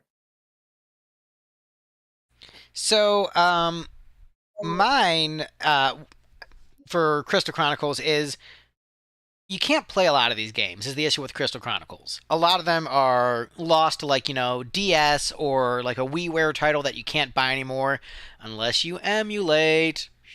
Um, But actually, you can get like the original Crystal Chronicles as a phone game with like weird like freemium features. So like you can't get it on PC, but you can get it on your phone or emulate with BlueStacks to play on your PC or get it on PS4. So just like what I want is a repackage all of the games as a collection. Make it so the DS games Okay. are a one screen game now so that you can just, not like when they put one of them on Wii and it was just like they just added two screens on the Wii. Like, no, don't do that. Make it a Yep. one screen experience. Give us My Life as a King, My Life as a Dark Lord, Crystal Bearers. Make it all one collection. Remove the Wii specific like motion controls that you need to do because that stuff just sucks. I don't like it. It's terrible. Agreed. And get rid of like the forced multiplayer aspects of the games where like still have it as an option but don't make it so like essential. Make it more optimal for a single player experience if someone chooses to play that way. Like still have the option there for multiplayer but make it so it's more reasonable for like a single player experience. Yeah, I agree with that. That's how I experienced the game as a single player, and it was meh. And we're closing out with the best Final Fantasy game, Mystic Quest. How are we fixing Mystic Quest? um I will go first so that you can close out on Mystic Quest. I feel that's the best way to do it. Okay. More story, just, flesh it out more. Give me more than two party members at a time. Make them go with you on the adventure. Flesh out the characters and raise the difficulty. Not too much. I'm still fine with it being easy entry level, but raise it just a little bit. I'm done. I'm gonna top you. I'm gonna be shorter. You don't fix it. You leave it as it is.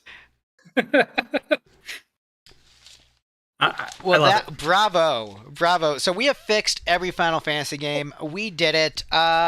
Chat, for those of you watching who are able to type, is there anything that you guys would want that would fix a Final Fantasy game? Like, what is a game that you're like, add this to it or take this out?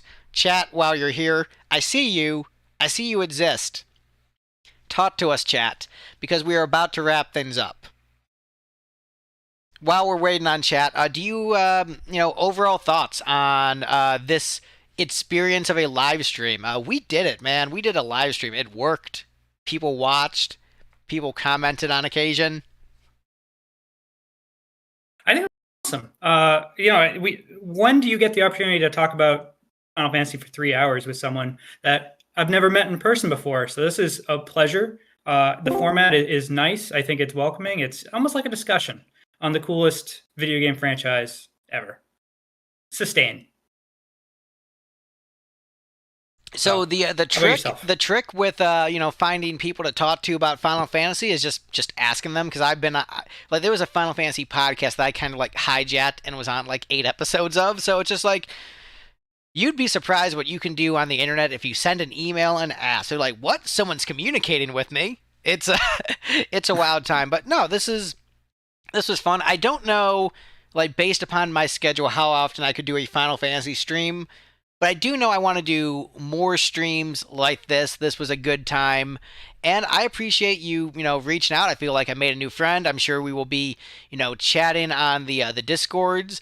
I don't know if you do other social media, but we can discuss that after. If you want to add me on those, you're free to add me on those and socialize with me there as well. But, I feel like I made a new friend. We chat about things. And I'm very surprised that you're like, I disagree with you about 12. Like, the intro is better than you give it credit for, but still ultimately flawed, and the overall game is, like, still a messy experience. Like, all right, that was it?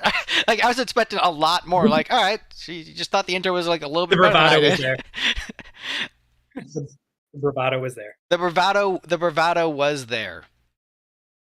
So what is your next game that you plan on playing in the franchise or RPG? Like, what's next on the horizon? I'm actually stepping away from the RPGs a little bit, and I'm getting more into competitive play, and I play a lot of Smash Ultimate now. So more tournaments for that, and just playing a lot more Smash Ultimate is where I'm kind of residing, and then Final Fantasy is my comfort food. I come back to it when I just have a long day and I just want to embrace a beautiful story and a fun experience. Nice. I do quite appreciate fighting games. I never was a big Smash guy. I played it, but I never really owned like the later Nintendo systems, so I never fell into Smash. But Okay. I'm a big Tekken guy. Tekken is sort of my main fighting game. Nice. But I Eddie mean, Gordo. I did play a lot of Melee and original Smash Bros. Back in the day. I think my main was probably Marth. I think I mained Marth. Oh, okay. Nice. Who That's who's awesome. your main? Maybe we'll play one day. So my main is Bowser. So I'm a heavy. All I right, like Bowser a lot. I like Little Mac and Pikachu. Those are my three. nice. Yeah, I think I did like Donkey Kong a lot as far as like a heavier character. I was more Donkey Kong. Because I did play Brawl also, but more Melee. But also, if we were to play together, that would involve me like getting a Switch. Which look, I'm gonna be honest, I'm gonna do PS5 before Switch because got more stuff I want to play on it. That's fair. That's fair. And Switch 2 is coming out any month now. Any month now. All right. Well, chat is not responding, so gonna close out the live stream. Thank you so much. Any parting words you want to say to the folks at home? Well, hey, comment more, get more community engagement with this guy. This guy's amazing. Oh, thanks. One comment and here we are. So get involved, enjoy the community, and check out the Thin Lizzy stuff. I never knew what Thin Lizzy was until this channel. Oh, so have you actually stuff. watched those? I'm watching them. Yeah. Oh, well, that is I'm glad you're watching them. Thin Lizzy is a great band, as I was explaining in one of my recent videos. There's a lot of storyteller, like it's very narrative focused music. The best stuff. I mean, we're doing every song, so like we're doing demos and all kinds of weird stuff and stuff that isn't maybe the best representation, but there's a ranking in every pinned comment of every video, so you can be like, oh, these are the best songs. I should probably check out those first. But yeah, I appreciate you watching them, and yeah, thank you so much for doing this. This was a pleasure. It was. Thanks so much. And all right, tabbing over and ending the stream by internet.